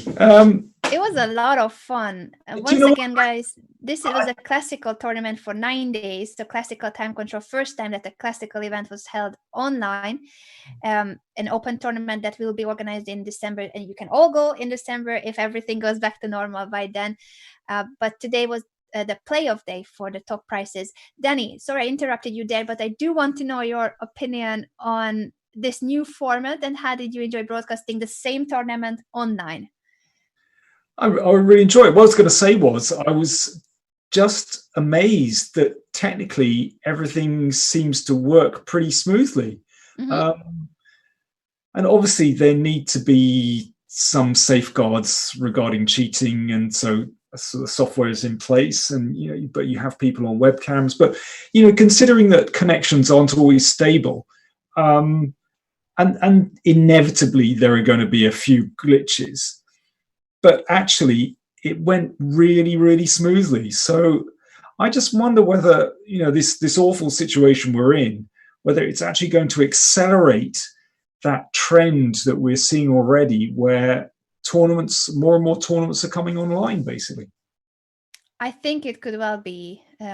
The answer to your almost answered question, depending on how long the quarantine situation lasts, I do think we will see more and more tournaments going online or doing both, because this festival, the Sunway Sitges Chess Festival, they have also sent us an interview with the tournament director from the playing hall that will be hosting the event in December. It was an empty playing hall, the top floor of the hotel with a panorama view on the Mediterranean Sea, a spectacular spot. And they are waiting for you guys in December. So now they are hosting it online to give a chance for players to compete during these really difficult times. It was also a charity event. All the entry fee and the donations from today's stream go to a local hospital in Sitges fighting COVID-19. So thank you so much, everyone, for today's support and for helping a great cause. But apart from that, I do think that for chess players, as you said, this could be a boom, basically, because it's one of the few sports that can still compete at the highest level, such as the Magnus Invitational and this open tournament. For the rest of the players, they can compete online too. Yeah, no, absolutely. Yeah, we've seen some fantastic chess, and some very interesting personalities, not just the winner, but the other players as well, younger players coming through. Christopher Yu, very exciting. Yeah, it's great. And such a different technique in playing blitz. I think this last game was a very good example of that, where Rodrigo Velázquez played so pragmatically. Basically, you just make sure everything is protected. And, you don't make kind of rash moves, and you make sure everything's protected. You secure your king, and eventually there will be a tactic, basically.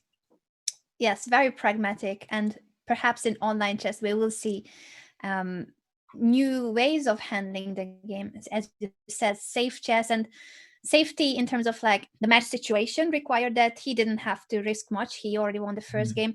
But also in online chess, I wonder how much it crosses the player's mind that there can be more blunders because of mouse slips or oversight, depending on how much they are used to playing online and not on a physical board. Well, I think you have to get used to it, definitely. But I mean, I think some people prefer it. I know that for me, I do way worse online than over the board, but it's just because I don't play much blitz. How do you see it, Danny, that you think that there are players who do way better online, and this will benefit them if there are more and more online tournaments? Oh, definitely. Some people have their forte. Some people prefer it online. I mean, I know some online players that get to an over the board situation and actually just crumble completely when there's a human opponent in front of them. And then, there are others that find it difficult, who are very old school, and I would probably count myself among those. That, Me too. When it comes to online blitz, I just find it so weird, because I look at the clock times and I think, okay, I've got 30 seconds. Well, that's fine, because normally I'd be able to, play an entire endgame in 30 seconds without any difficulty. And then suddenly I find I've lost on time, and I just don't know how the time goes. I make a move and suddenly it's cost me 10 seconds. And actually, if I were playing over the board, I'd make a move like that and it would be done. And I'd make 30 moves in 30 seconds without any problem. So I don't, for me, I'm not used to things like pre-moves. There's all that kind of stuff. I so feel what you say. I'm the same. And one would think that because of streaming, I get used to playing online. I still am so struggling playing online chess. But it's what we need to adapt to, all of us nowadays. And it is an advantage that we can compete online even when people are not supposed to be leaving their houses. So the Magnus Carlsen Invitational is a great example of that for the highest level of chess. But open tournaments like the Sunway Sitges Chess Festival are literally open to anybody, so anybody could register. There were 2 groups. Group B was for players rated under 2000.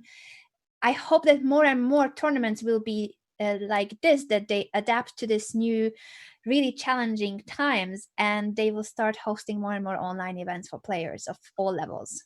I'm sure it will happen, but I think it's quite groundbreaking, actually. But I think it is important to have that safeguard of very good software to kind of root out those that are tempted to flick on that computer. I think that's the big danger, basically. Yeah, but the Chess.com is one of the pioneers in catching cheaters, and the software that they have developed has been always very reliable in detecting any attempts of cheating. Plus, as you mentioned earlier, all the players were required to be on camera, on calls. There were arbiters working during this event, couple of arbiters, and every arbiter had a few players to observe. So they took very serious measures so that this tournament could be just as safe as if it was over the board. Right. Good stuff. I think we need to congratulate Kemal Bashirov for winning Group B in an Armageddon game. He held a draw with the black pieces and claims the title in Group B. So congratulations to the youngster from Azerbaijan winning against Tiwi Jun from Malaysia. This has been a blast to broadcast, Danny, and I do miss our on-site, over-the-board coverages. But now with this situation, I do hope that we get to at least work more together online. It'll be fun. Yeah, hopefully we can arrange something. And well, we need to look forward to December as well. Absolutely. Speaking of which, you guys, if you want to play a tournament that's not only a chess tournament, but a festival in the best possible way, the Sunway Sitges Chess Festival in December, right before Christmas, at a beautiful location, Mediterranean Sea, right outside Barcelona. Excellent hotel, hospitality. The organizers, I think, are some of the friendliest, kindest people I've ever met at chess tournaments. So that's obviously my subjective opinion. But apart from that, it's a tournament where you can combine chess with holidays. And I think once we get through these difficult times, we will all need a bit of a reward for, just getting through it. So December, I'm looking forward to. I hope everything will be fine by December, and then we can all go to Spain for a chess holiday, where there will be not just the open tournament as an activity, but lots of parallel activities, chess and non-chess. Danny, what were some of your favorite activities in Sitges in December? Golly, I mean, I I enjoyed the cookery classes actually. That was the first thing that came to my mind, especially since I almost lost an eye. Oh yes, sorry about that. No, it was just a fun detail, but we did. Every day there are activities, as I mentioned, chess and non-chess. The non-chess one included a cooking course, a tapas course, and we both took part of it. With Yeah, tapas is really nice. There was the wine tasting, and I just enjoyed, walking along the promenade and enjoying the sea, going into town, going around the old town, taking bikes in. It was so relaxing. It really was. It was beautiful. It was just wonderful. It definitely was. Back then, it felt like it's a trip that one could do anytime. Now, I feel like I really am looking forward to the world going back to normal, and that we all get back our freedom in movement as well. Yeah. But in the meantime, guys, hang out there, stay safe, stay positive. I think keeping your attitude as positive as possible is key during these difficult times. And we hope to see you at more future online events and maybe in person in Sitges in December. Thank you so much for tuning in, and I'm going to let the final words to Mr. King. Oh, thank you very much. Well, I know it's a privilege working with you again. And yeah, I can't emphasize enough how attractive the Sitges tournament is, and what a really nice place. And I mean, you get the serious professionals, but also you get lots of amateurs there enjoying stuff like the nightly blitz tournaments. There are lectures as well. So yeah, it's a lovely hotel and a lovely venue, and I think played and run in a very nice spirit. Absolutely. I fully approve of all that you said, because I keep going back to Sitges for the same reasons. Yeah. Let's hope that everything's going to be fine and we will get to see you guys there in person in December. In the meantime, enjoy the rest of the coverages on Chess.com. And I think we are going to raid Grandmaster Hikaru Nakamura, who has just started streaming on his channel. So let's go over to Hikaru, say hi to him from Danny and me, and we'll see you soon in the future at other online events, hopefully. Bye now.